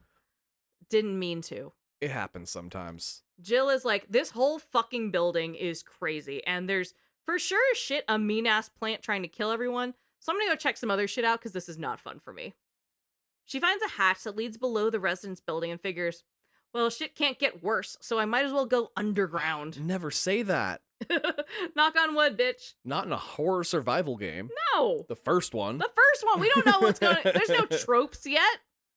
Underneath the dark wooden lived-in residence hall is a clean laboratory. The walls are bright and the lighting is harsh, a stark contrast to the sleepy dormitory above. This appears to be a full laboratory facility with storage crates everywhere. Jill goes down the halls and finds herself in a winding area nearly full of water. The water is about hip level on Jill, and she trudges through. As she moves forward, she finds that she's not alone. God, why? Oh, the fucking things in the water is Okay. terrifying. First guess, what do you think is in the water? The snake. What was the thing called again? The yowie? The yawn. Yawn? Yeah, the fucking yawn. Okay. Several sharks are in the water with Jill, God damn it. noticing her every move. Zombie sharks. They're not zombies. Okay, but they're okay. That makes it even weirder. They are T-virus the fuck up, though. They big and aggressive. Oh my god. Jill makes haste and runs into the control room of the lab and dries off, safe from the aggressive sharks. The aggressive sharks. It's kind of like they mad-libbed some of this game. You know? Deep Blue Sea was popular at the time. 96. Jesus. The control room has a bunch of control panels and a massive window that looks out into the water at the sharks. One shark saw that Jill got safely inside and begins flinging its body at the window, cracking it. Aggressive ass sharks. This act kicks off the control room's emergency system, sending Jill into puzzle-solving mode. She gets the control room under control and drains the shark tank. Jill leaves the control room to see the sharks slowly dying and flopping around with no water to save them. It was all worth it, though, because Jill finds a master key for the residence building above. Jill finds it behind a giant dead shark. Appropriately so. Yeah. With the master key in hand, Jill heads back upstairs and enters a previously locked laboratory. Jill checks out the lab and finds a corpse that seems to have died mid-scream. Ooh. Which is always so gnarly. Like, that first body you see in the ring where her jaws open. Ugh. It's so gross to see, like, a mid-scream corpse, but it always looks so fucking sick and scary context. A final look of horror on their face, frozen forever. Ugh. I shouldn't be praising it, but it is effective. It's really good storytelling, especially. From the screaming man's cold, dead hands, Jill pulls out an insecticide spray. He carried sanitizer. Yeah, as you should. This comes in handy immediately as there's a wall full of killer mutant T-virus bees in one of the walls. Ah, as they do. The insecticide spray works out better for Jill than it did for the man, and she kills all the bees safely. Spray for bees. Spray for bees! The lab also has a very small library, and in one book, Jill finds research on the T-virus, or as it's also called, the tyrant virus. Tyrant. Oh, fuck. It describes the Plant 42 specimen and how it's evolving with the virus. Almost immediately after getting this knowledge, Jill enters a grand hall that is nearly all plant. The plant's bulb hangs at the top, and its tentacle-like vines swing around from the ceiling at all angles. Oh my god, it's like a plant GLaDOS. Oh my god, GLaDOS would love this plant. It's not as chatty. Jill climbs the stairs to get to a landing where she can look at the bulb eye to eye and shoots at it. It looks like an octopus with a huge circular head and dozens of vines whipping around like arms. Jill shoots at the bulb until the bulb begins to shake, letting go of chunks of its petals and shriveling up. With the vicious plant dead, Jill can walk around the resident's cabin safely. This feels insane to explain to This someone. is wild. She celebrates by running carefree through the halls until she hears gunfire. Oh, shit. She runs up and is reunited with Barry? Wesker, Oh. Captain Wesker. Oh, okay. And she's surprised at this, especially because it's pitch dark and he's wearing sunglasses and shooting at something. He's so fucking cool. He stops firing and turns to her and says, "Jill, so you're safe." She throws up her hands and says, "That's what I was gonna fucking say." He puts down his gun and says, "I apologize. It was all I could do to protect myself against those strange creatures." Calmly, Jill tells him she understands. She fought a snake. She fought a plant. She's fought so many men. Some sharks. She gets it. He asks, "Did you notice? Barry, he sounded a little, I don't know, flaky." Oh. Jill is a bit relieved and is like, "Oh my god, now that you mention it, yeah, he's being a fucking weirdo. I'm gonna keep a close eye on him." Wesker says, "Maybe it's quite natural under these circumstances," gesturing vaguely at everything around them. "It's not really our standard operating procedure. And Jill, our first priority is to get out of here. There are still rooms in that mansion we can't get to because they're locked up." Jill offers to go back and look, and Wesker tells her that he's counting on her. Wesker hangs back in the residences, shooting at, honestly, God knows what, because again, it's pitch black and he's wearing sunglasses. No one knows what he's shooting at. And Jill makes her way back into the mansion. As she crosses the courtyard, her radio goes off again, and she hears Brad trying to reach out. He's not picking up her yelling into the radio, but she can hear he's been looking for Bravo and Alpha, and he's desperately begging for a sign of life. And Jill is like, "God damn it, this radio sucks farts." But I know he's still waiting for us, so we probably still have a ride out of here. You gotta hope so. As she gets back into the mansion, she's followed by a hunter. Oh. Now, a hunter is a biological terrorist weapon that's essentially a human and a lizard-wolf hybrid bastardized with the T virus. What the shit? The research group here had been injecting reptile DNA into human embryos. Reptile DNA. The program started around the 1980s, and they are on the rampage now. Oh, fuck. These hunters are fucking everywhere. Their long claws often enter the screen before the rest of their bastardized bodies, and they make horrible screeching noises. It's a whole fucking thing. The goddamn lizard people. The lizard people were right the whole time. Jill continues through the mansion and, after solving a puzzle, finds a hole in the floor. She drops down and finds a note. It appears to be a diary from our old friend, architect George Trevor. It reads, "I can't get out. I've tried every possible way to escape, but only to be faced with the reality that I'm trapped. I've been everywhere. The laboratory with the large glass tubes filled with formaldehyde and those dark, wet, and eerie caves. What can I do? At first I didn't want to believe my eyes, but that familiar high-heeled shoe in the corridor, it was like a reflex. Jessica, I don't want to believe that they share the same fate as me. I can't give up hope. I have to hope they're still alive." The journal entries continue as George Trevor runs out of food and water. He wonders, why is this happening to me? Why do I have to die like this? He kicks himself for building this mansion for Sir Spencer. The last entry is on November 31st, which is not a real date, No, that's not at all. of 1967. It reads, "It was a dark and damp underground tunnel, another dead end.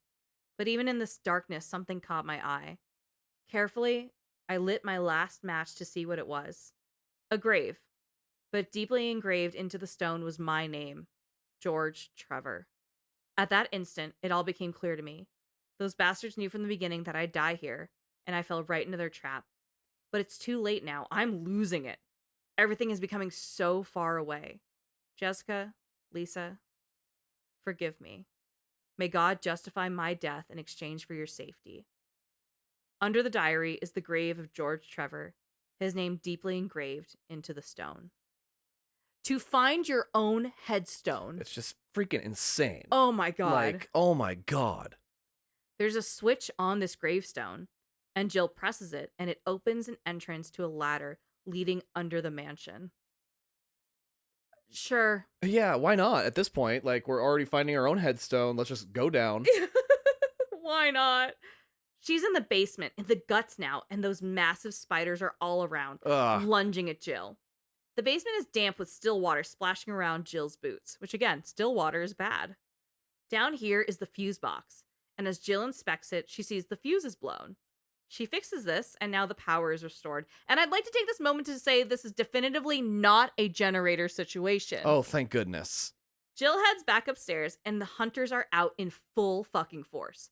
They're fast as hell, too. They jump out in hallways at Jill, they screech at her before lunging for her face, and sometimes you can, barely see that they're in the screen until they attack you Ooh. because these fucking camera angles It's the camera's fault. are absolute dog shit. With fresh eyes and yet another mansion key, Jill gets into a huge library in the mansion she hasn't gotten into yet. And it's a gorgeous room. But her admiration is cut short because she encounters an old friend, the Yawn. Oh, this fucking thing. The Yawn slithers around a corner, trapping Jill in the great hall of the library. Jill dips, dives, dodges, and shoots the shit out of the Yawn until it's finally put down for the forever sleep. Oh, good. After killing the giant snake, Jill heads back into the courtyard and puzzle solves her way into the tunnels of the mansion estate. Under the estate is a massive underground of tunnels. They're dark and wet, and Jill's boots splash in the mud as she makes her way through. More still water. These tunnels hold secrets and traps. Jill almost immediately finds a boulder that blocks a path with blood on the boulder. And we were talking about Indiana Jones. Yeah, later. right? There's a boulder now. We're just fully there. As she runs through the tunnels looking for answers, she hears a man's voice say, "Is that you, Jill?"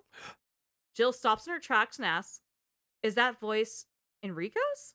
Oh. Enrico is the Bravo team captain. We haven't had any clues about his whereabouts this whole night. So, this is a completely random ass person as far as the gamer's concerned. Yeah. That's hilarious. I We're was expecting somebody that we know. I'm like, Barry, right? Wesker? Nah, another man. It's just some guy. We haven't seen Chris No. in 6 hours. I was kind of expecting Chris, to be honest. They have to meet up at some point, right? No. Fuck it's you. This guy. It's Enrico, bitch. Jill is more excited than I am, and she's like, "Oh my god, you're alive!" And she runs up to him. Enrico is crumpled on the ground, holding pain in his body, and as Jill approaches, he tells her to stop. He asks, "Are you with anybody, Jill?" And she says, "No. Why?" And he says, "The stars are finished. Someone is a traitor." Whoa. From just out of frame, again, camera angles, a pair of man's boots enter the scene, showing someone is listening, but not showing who. Enrico continues, "Umbrella set us up."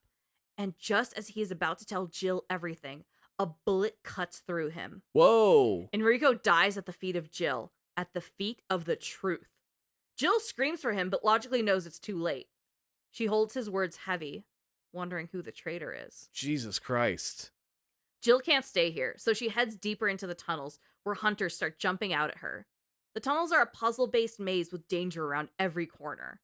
Jill manages to get the boulder out of place and has it roll through the tunnels because this is an Indiana Jones house. It really is, though. I made a joke about the boulder earlier. Completely forgot about this boulder. I'm not gonna lie. I was like, oh my god, that's right. There's a fucking boulder. Even more iconic boulder. She navigates past that and into a room where the door locks behind her. And she's like, that's never a good thing in a video game. Oh. In the locked room, she meets the Black Tiger, a poorly named giant spider. This is the biggest one we've seen, and it wants to tear the skin off of Jill, and we're trapped in a room with it.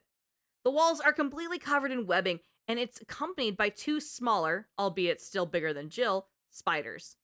The Black Tiger spits acid. This level is not for the faint of heart. I genuinely think you would rage quit here and be like, you know what? This isn't for me. Yeah, I do rage quit when I just absolutely get to my limit on some things. And you're like, nope, Yep. I'm going to do something else. Let's see what Zagreus is doing in Hades. He probably misses me, right? Yeah. Jill shoots at the spiders until they stop twitching, and then she's forced to take a knife and cut her way through the webbing and out of the trap. Through the webbing. That's crazy, though. Oh, it's so gross. She exits the spiderweb and is dumped back out into the tunnels. She explores the vast series of tunnels and finds an elevator, which she enters and gets ready to ride down, because where else are you going to go? But then someone calls her name out. Jill hears this and calls back out, "Barry?" Okay, that's somebody we know. At the very least. Jill exits the elevator and runs to Barry, saying, "Oh, thank God you're safe." He says, "You too, Jill. A noise I heard brought me down here, but I didn't expect to find a place like this." Which, you can't expect anything here. Come on, man. No. They both enter the elevator, and Barry wonders, "Have any idea what'll be at the bottom?" And Jill says, "Well, there's only one way to find out, because this bitch is unflappable." She's not afraid of anything. The pair take the elevator down deeper under the estate. At the bottom, they hear a growling echo through the deep tunnels. Barry readies his 44 Magnum and says, "What the hell is that sound? It could be a person. Jill, you go check it out." This motherfucker. Just like, again, every opportunity to hold down the safe location and send you off to go do other shit. Barry holds up his 44 Magnum that he's so fucking in love with, and he holds it by his ears and explains himself, saying, "We had enough surprises for one day." Oh, he is going to discharge it, and it's going to just make him deaf. I hope so. I don't like this man. Jill looks so fucking tired here, too. Like, I'm tired of this fucking guy. of him just being like, "I'll stay in the light. Yeah. You go in there." Barry tells her, "I'll stay here and secure our escape route in case something else happens. You motherfucker." And Jill just says, "Okay," and she walks off. Like, sure you will. she really accepts it, and she's like, "God damn, I'm so angry, but I need to get this done." And she's so calm and secure in who she is and her place in this world, but goddamn, I would kill just to see her cuss Barry out one time. That makes other people feel uncomfortable, though. Not the cussing out, the just like living your best life. He's jealous of her security Yep. because he's so insecure. Yeah, sure. That tracks. I think he's also just a piece of shit. Yep. Barry hugs his 44 Magnum parallel to his nose in the dumbest fucking way. And maybe I just hate this man. And Jill heads off to run into the scary sound. The tunnels down here are extra wet and extra dark. Jill goes through a heavy door and is in a small loop of tunnels. She walks around a bit, but then hears something is near. Jill turns to see the mutated body from the shack in the forest that attacked her. Oh. Jill runs from the monster, who again has a fucking sack over their head, shackled hands, and is big and bumpy. It's still angry, even though it kind of can't see what's happening. And it swipes at Jill, and it takes her the fuck out if it gets too close to Jill, so Jill has to be really strategic about staying away from the monster.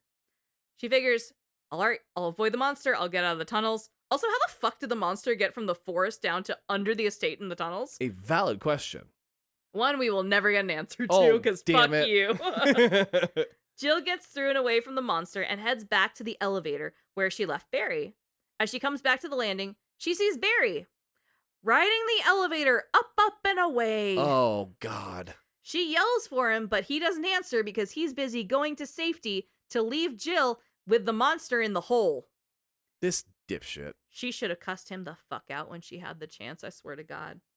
Alone in the dark, wet tunnels, Jill is fucked. Jill solves a user-unfriendly puzzle and ends up back around the monster. But nevertheless, she persisted. Through the tunnels, Jill climbs her way up and finds herself in a tunnel landing covered in candles and books. There's a bed here and some signs of life, but no one's home.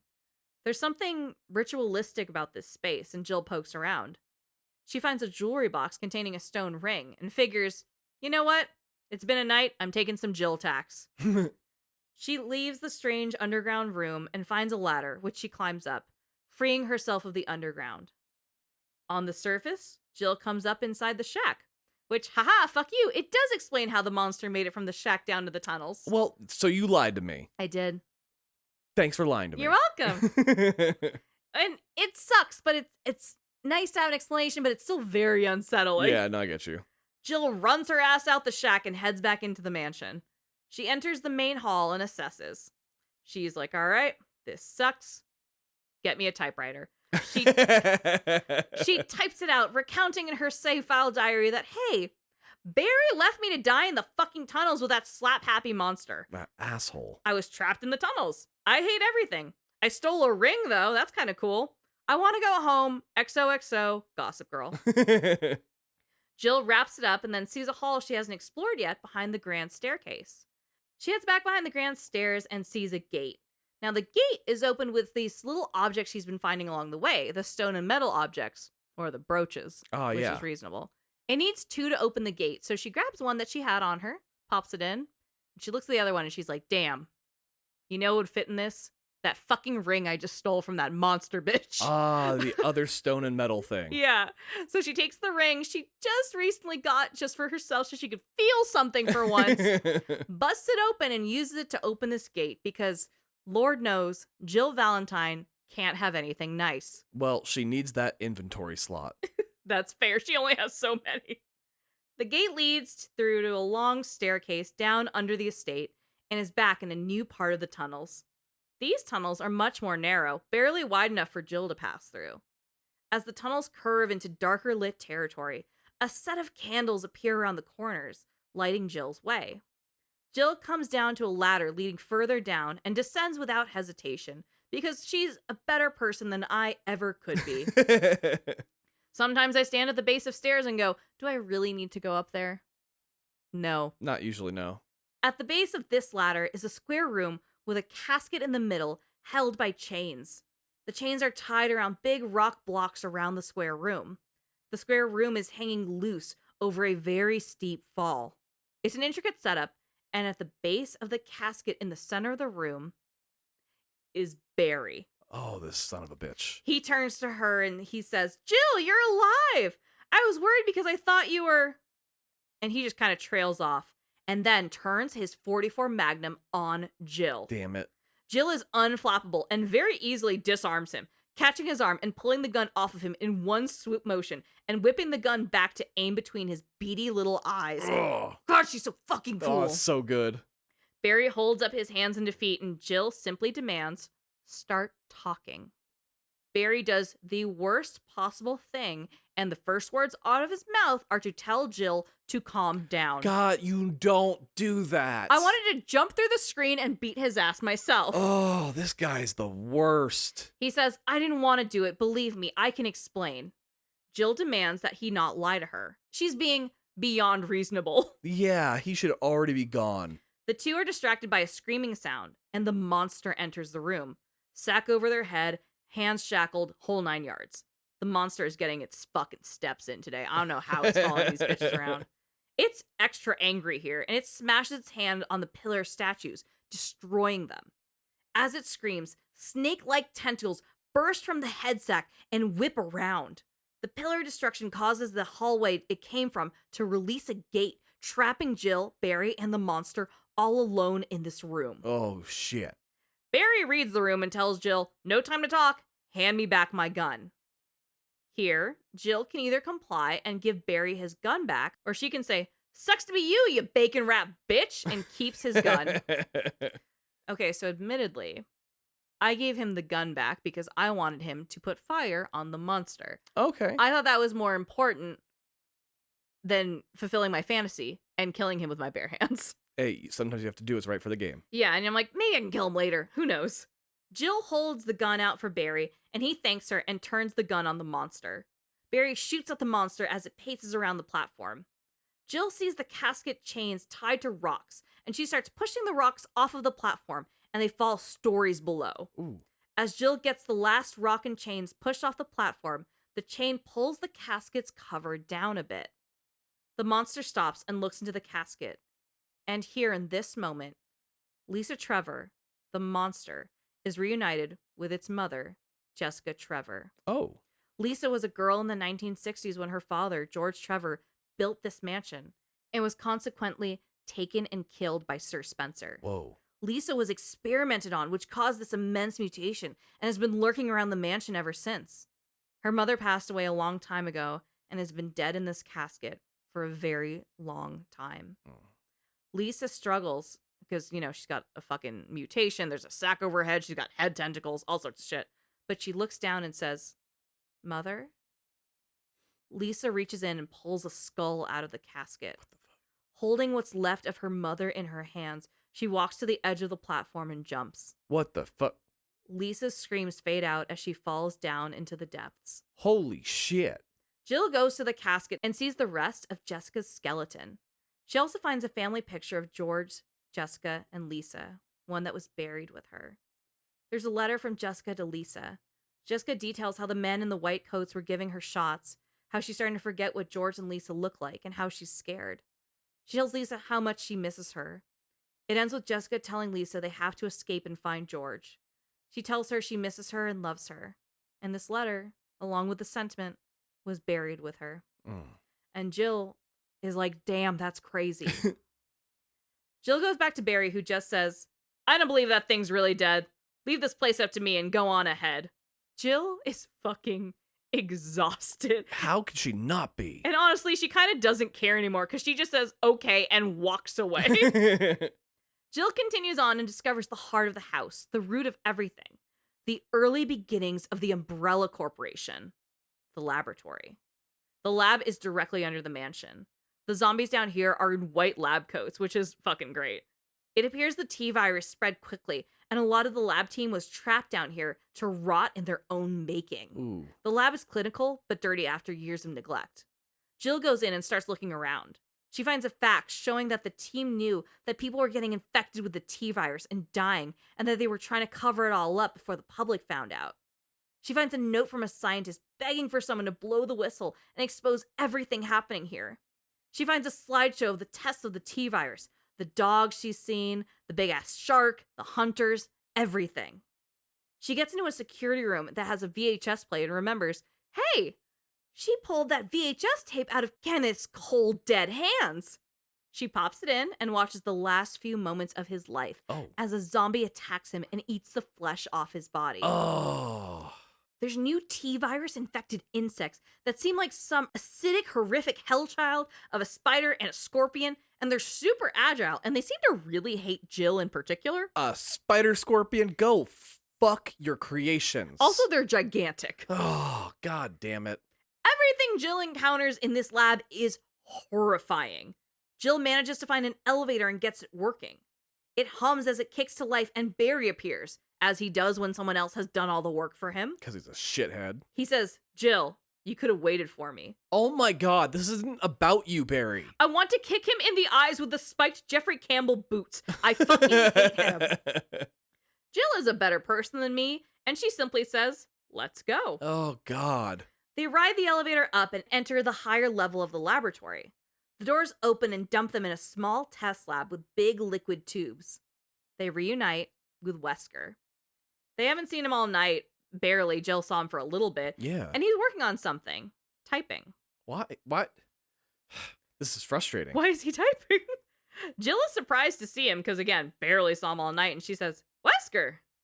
As she does, Barry pulls his .44 Magnum on Jill, pointing it at her head. This piece of shit. Jill gives him side-eye because truly she can't even be surprised at his bullshit anymore. But what the fuck, man? Wesker, without looking up, says, thank you, Barry. Jill, defeated, says, well, what do you know? Wesker kicks off his villain speech with, oh, don't blame Barry for everything. I hear that his better half and his two lovely daughters will be in danger if he doesn't do everything I tell him to. Oh, come on. Don't take away the agency from Barry. He sucked all along. Jill sighs and says, Wesker, you're pathetic. Wesker continues typing and says, well, you shouldn't worry too much, dear. You'll be free from all this anyway. Jill asks, why eliminate stars? Wesker tells her, believe it or not, that's Umbrella's intention. Jill scoffs and calls Wesker a slave of Umbrella. Wesker says, smart girl, but I think you misunderstand me. The things you mention are nothing. I'll burn them all down with this entire laboratory. Barry, go up on the ground and wait there. Wesker finally turns and pulls a gun on Jill. Barry lowers his gun and walks out quietly. Jill turns her head and says, Barry! Wesker giggles and says, oh, you gotta love Barry. He must really be afraid of Umbrella. Jill corrects him, saying, you and Umbrella took his family, you bastard. As Jill calls Wesker a bastard, he punches her in the face. Whoa! Jill falls to the ground and Wesker says, Umbrella? Well, I used some carrots and sticks to cow him, but it had nothing to do with Umbrella. I just used Barry for my personal interests, though both you and Barry seem to think I was following Umbrella's orders. On the ground, Jill scrunches her face. She says, what? What are you planning? Wesker's villain arc is in full effect, and he says, I guess it's time for show and tell. Wesker keeps his gun on Jill, but turns to type something into the computer. Behind him is a huge liquid tube with a body floating inside. The body is massive. It's a man and it's muscular and bulky. Its body is lumpy, like there's rocks under his skin, and he has one giant claw hand with massive talon-like nails. Claw hand. Wesker says, "It's magnificent." Jill is back on her feet, looking on at the specimen. Wesker turns to Jill and says, "You know I hate goodbyes."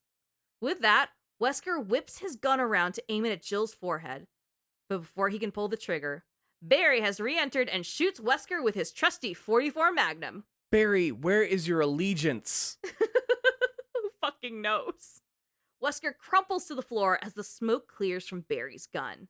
Jill has braced herself and turns to see Barry. She's naturally relieved, albeit a bit guarded, because, Barry fucking sucks. Yeah, he's an idiot.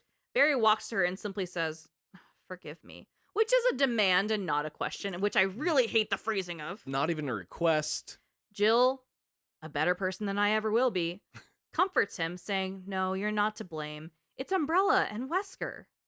Barry says, "Even if it meant my family, I couldn't bear turning my back on my friends again.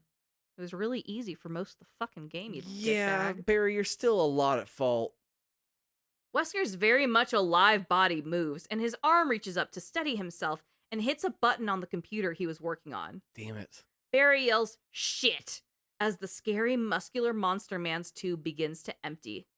As he's released from his liquid prison, he punches his way out of the glass tube he was inside of, eventually using his claw arm to destroy the tube. As the muscular monster man steps out of the tube, Barry steps back, scared. This is the Tyrant. He's an absolute bastardization of genetic engineering and the T-virus. He's basically a bioweapon made by the Umbrella Corporation, and he's an absolute unit. Now, before we get into what's going to be a very fun fight, I do want to talk a little bit about Wesker. So this isn't necessarily explicit in this moment, but just for context, we've got a lot of Resident Evils, so I'm going to give you a little bit of Wesker lore specifically. Okay, because, he kept disappearing and was like, we're a group, and then now we're not. Yeah, and in my playthrough, I was like, what the fuck is his problem? Yeah, definitely. Here's what his problem is. So Wesker, as a child, was taken in by the Spencer Foundation, Sir Spencer, who owns the house. Wesker isn't even his real name that we know of. He was basically raised in the Umbrella Corporation and later did the army and joined STARS. Oh, wow. There were reports of these killings in the woods, and people assumed they were cannibals by the way the bodies were torn up, but it was really these bioweapons made by the Umbrella Corporation. Wesker knew that, and he led the STARS Alpha team back to the mansion to kill them and keep them from uncovering everything happening at the mansion. He had actually worked on the T-virus project back in the day, so he's prepared for all the drama, and he had been working slowly to eliminate each of the STARS members throughout the night. He's a fucking asshole, and he just unleashed the biggest tyrant he could on Barry and Jill to finally finish the job. Oh my god. A very much alive Wesker stands now, holding his gun wound in his shoulder. He laughs at Barry and says, Jill and Barry, together in hell. The tyrant steps forward and Barry holds his gun on it, yelling, "You want a piece of me?" Shut the fuck up. Weak ass. Trash talk. The tyrant then turns to Wesker. Wesker says, "What?" "Premature," which isn't a cool thing to yell. And the tyrant swipes his big ass claw across Wesker, knocking him to the ground. The tyrant then turns its attention to Barry, swiping at him and knocking him out. These boys went down like nothing. Jill calls the tyrant a viral cultured freak, which it gets very offended by. Oh, why? I think it's upset by being called names. It begins to attack Jill, starting a whole ass fight where Jill has to run through this claustrophobic lab, shooting at a monster. She shoots the bioweapon down and runs to Barry. She shakes him and he regains consciousness, and she's relieved. For some reason, I don't know, I fucking hate Barry. I would have been fine with him dying. Yeah. Barry apologizes again, saying, "That was careless of me." "Well, you should have shot Wesker in the head, you dumb dipshit. Yeah. You shot him in the shoulder. You were point blank. You were 8 feet away from the man. Just aim." The men in this are useless. Barry is constantly at fault, regardless of which side he's on. Barry asks where Wesker is, and he and Jill look around, realizing Wesker slipped out of the lab during the fight. Of course he did, little fucking coward. And because Barry can't figure that out, Jill has to tell him he's gone. Barry stands and tells Jill, First, let's get out of here. Okay, you came up with a great idea, Barry. Guns drawn, Jill and Barry run through the lab to get the hell out of there. As they run through the halls, the alarm in the facility rings out saying, the self-destruct system has been activated. Barry figures Wesker set it off. They hurry into an elevator and up to get closer to the surface. Barry runs off as soon as the elevator doors open and leaves Jill behind, like the brave man he is. Oh, wow. Yeah, that's just fully him every fucking time. Jill does her best to keep up with Barry, but she ends up losing him. On the way out, she goes to a door, and in the lab, she opens it and finds Chris! What? That's right, we forgot about him! Holy shit! This whole night, Chris has been locked in a makeshift prison cell. What? He's just been sitting his happy ass in here, bored and lonely and hearing occasional pew-pews and screams, but going, damn, that's crazy. No one checked in on him. He's just been locked in this room the whole fucking game. Perfectly safe. Perfectly safe. Oh my god, the men in this game are useless. It might be better in the Chris run. I would hope so, but still, damn. Actually, in Chris's run, there is a woman that he works with to help solve some puzzles. Because he needs the help? Because he's useless, yeah. Oh my god, what is Jill doing? Oh, during his playthrough, I think Jill's actually in the cell. Okay, so Jill goes to the prison cell instead. Yeah, regardless, whoever you don't play as is kind of safe and preserved during the whole game. Oh, okay. But I it's love just that. the idea of Chris sitting there being like, well, I don't have a phone. I didn't bring a book. Maybe I'll just... Twiddling his thumbs. Yeah, he's like relacing his shoes. He's maybe doing some sit-ups and crunches and shit.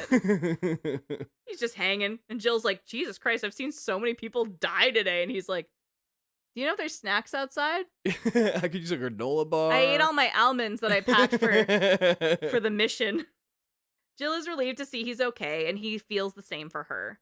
Chris asks about Wesker, and Jill says, okay, we're going to talk later, but first we're going to get going, because she can't even. She's so tired. I want Jill to keep me safe. I feel like she'd be a good protector, and I'm actually kind of jealous of Chris in this moment, because I feel like she would get me out of situations. I love her.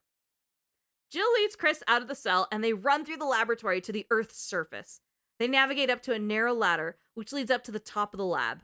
Together, Chris, Barry, and Jill all hold their guns at the ready to go find the exit. Jill gets another call on the broken radio from Brad. He's running out of fuel and is screaming that this is your last chance to get out of here on the helicopter. Jill leads the boys to an exit door, and as she gets a fuse in place to open it, they hear the screeching of monsters. Monsters. Barry whips around in his 44 Magnum and says, damn it, we're almost there. Jill, you get a hold of Brad. The alarm. Your fucking radio's broken. That's all we've established all night is that the radio doesn't fucking work. So, okay, Barry, I'll get right on that, dipshit. I'll start waving my arms. Yeah. The alarm system says they are 3 minutes until the entire place detonates. Barry runs off to kill zombies. Jill screams at him, no, but Chris tells her, we can make it. Jill, ladies first. Which also kind of implies Chris might have been useful at some point, because he's like, yeah, I got this, you're fine. Jill, get out of here. Where everyone else has been like, Jill, you go in first. That sounds scary. Yeah, Chris is the only one. Well, he's also a protagonist. Yeah, so he's not an asshole. Jill protests, and she's like, Chris! But Chris says, would you let me have my moments too? Which, like, okay, charming. In your playthrough, yeah. Jill says, fine, dipshit. All right, we'll rendezvous at the heliport. Chris runs off after Barry to kill things, and Jill goes to navigate to the heliport to hopefully get Brad's attention so they can go home. Jill gets to the heliport quickly and sets off flares into the sky, hoping Brad sees them. The door opens behind her, and Barry and Chris join her. Thankfully, they didn't get held up, and she just needed her alone time to set off flares for plot purposes. She's relieved and says, you made it! But their happiness is short-lived. From below them, an explosion breaches the surface of the helipad. Concrete goes flying. The three turn, the boys with their gun drawn, and Jill bracing herself for whatever's coming next. They approach the hole and look down, but quickly look up. The tyrant has burst through the helipad from below and jumps easily 15 feet from the ground and shit. above the Stars Alpha team and lands on the helipad. Damn. What the fuck? After a superhero landing, Barry and Chris begin unloading bullets into the tyrant. It looks at Chris and swats him like a fly. Chris goes flying appropriately. With Chris knocked the fuck out, Barry and Jill continue to shoot at the tyrant. Thing is, they're under a time crunch here. The alarm said they've only got about 3 minutes until detonation, And now there's a timer in the upper left corner, counting down until the entire place blows up. Oh, I love that. Jill and Barry fill the timer with bullets, but he's barely losing steam. From above, Barry comes over and drops a gift down. He yells, "Jill, use it, kill it, whatever it is," from the helicopter. Jill runs to the package, and it's my favorite thing in video games. It's a rocket launcher. Oh, it's a rocket launcher? The rocket tears through the tyrant, leaving his body in lumps and puddles on the helipad. Oh, that's so cool. Brad makes a very careful landing on the helipad, since the tyrant destroyed part of it. Obvi. And soon, Barry, Chris, and Jill are all loaded in and heading home. Oh. The morning after the night before is gray and somehow still dark. The group looks down at the Spencer mansion, now far below them. It's quiet for a minute. And then simultaneously, the entire mansion explodes in a big bursting fireball. Wow. You almost forget that they were on self-destruct mode because you're like, I know, oh my right? God, we caught our breaths, thank God. Then the whole thing explodes. You're like, oh my God, they weren't bluffing. Oh, shit, I forgot about that part. The helicopter moves back to Raccoon City, and Jill, exhausted, lays her head on Chris's shoulder. She finally closes her eyes. Chris looks at her, knowing they can comfort each other like this, even after the world ends. Barry fiddles with his gun, and Chris looks out the window as they leave the raccoon forest behind them.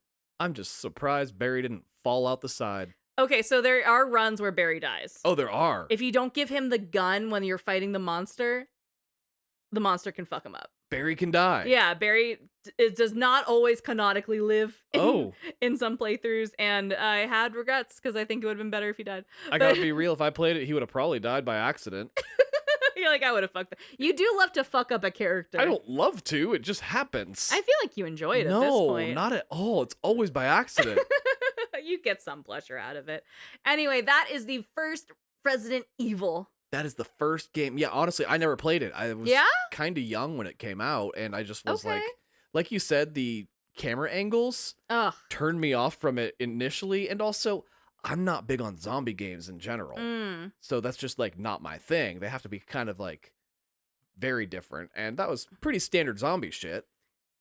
By today's standards, yes, but it was really groundbreaking for the genre. I get that horror is, I mean, frankly, still pretty niche, and it's not something you go to a lot. Yeah, I don't. So I get why it didn't click for you.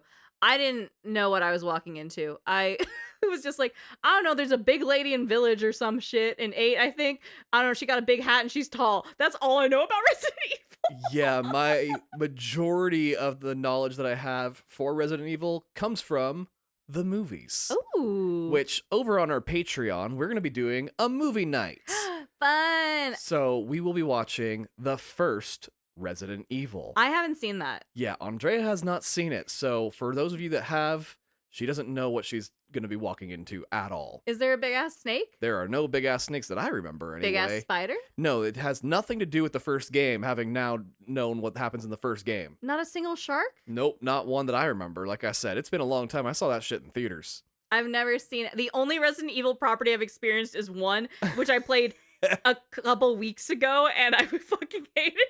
I mean, it is a fun game. I understand it, but my learning curve of not knowing how to play the game, and not just how to turn left, right, and shoot, but how to puzzle solve and understand what to look for, drove me fucking crazy. Some of the mechanics did not age well for you. Yeah, and some of the dialogue doesn't age well. Oh, you could have been a Jill sandwich. Oh, I'm gonna kick you in the balls, Barry. Shut the fuck up. Jill sandwich. What the fuck so was bad. That? Yeah.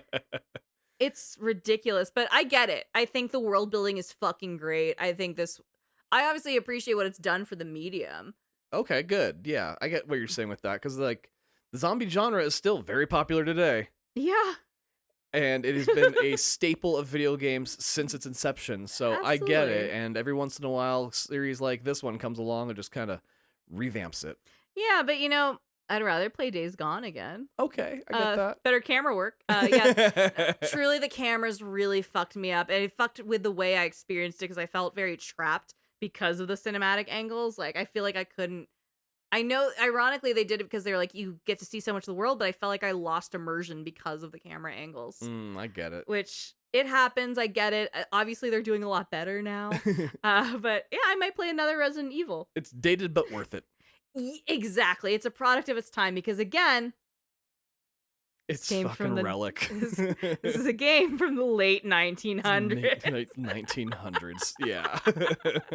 All right, we got to wrap this up before Tom loses his mind at me. All right. Well, if you enjoyed that, Goombas, thank you so much for listening. And you can like us, you can subscribe to us, you can check out our website, theothercastlepodcast.com. That's theothercastlepodcast.com. Over there are links to our Discord, our Instagram, our item shop, as well as our Patreon.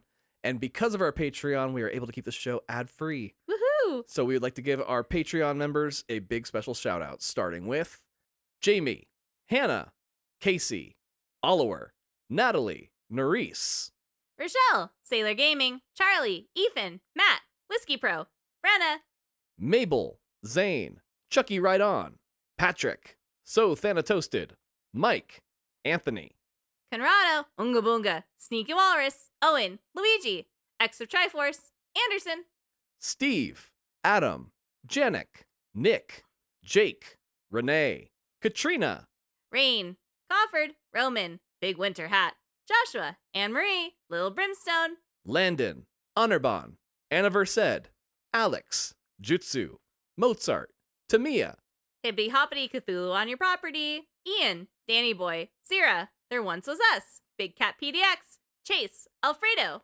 Mikolaj, Taramek, Amber, Berserk Panda, QM 1993, Damien, AJ Porting to the Bridges, Trenton, Omar, Aaron, Unuseful, Molly, Krisha, Molly Mock, Jackie, Jacob, Ellen, and Steamed Hams from Albany. Thank you all so much for being here. Thank you all so much for listening. We truly appreciate it. And this is Tom and Andrea reminding you. Suck farts, Barry. And don't skip the cutscenes. Bye!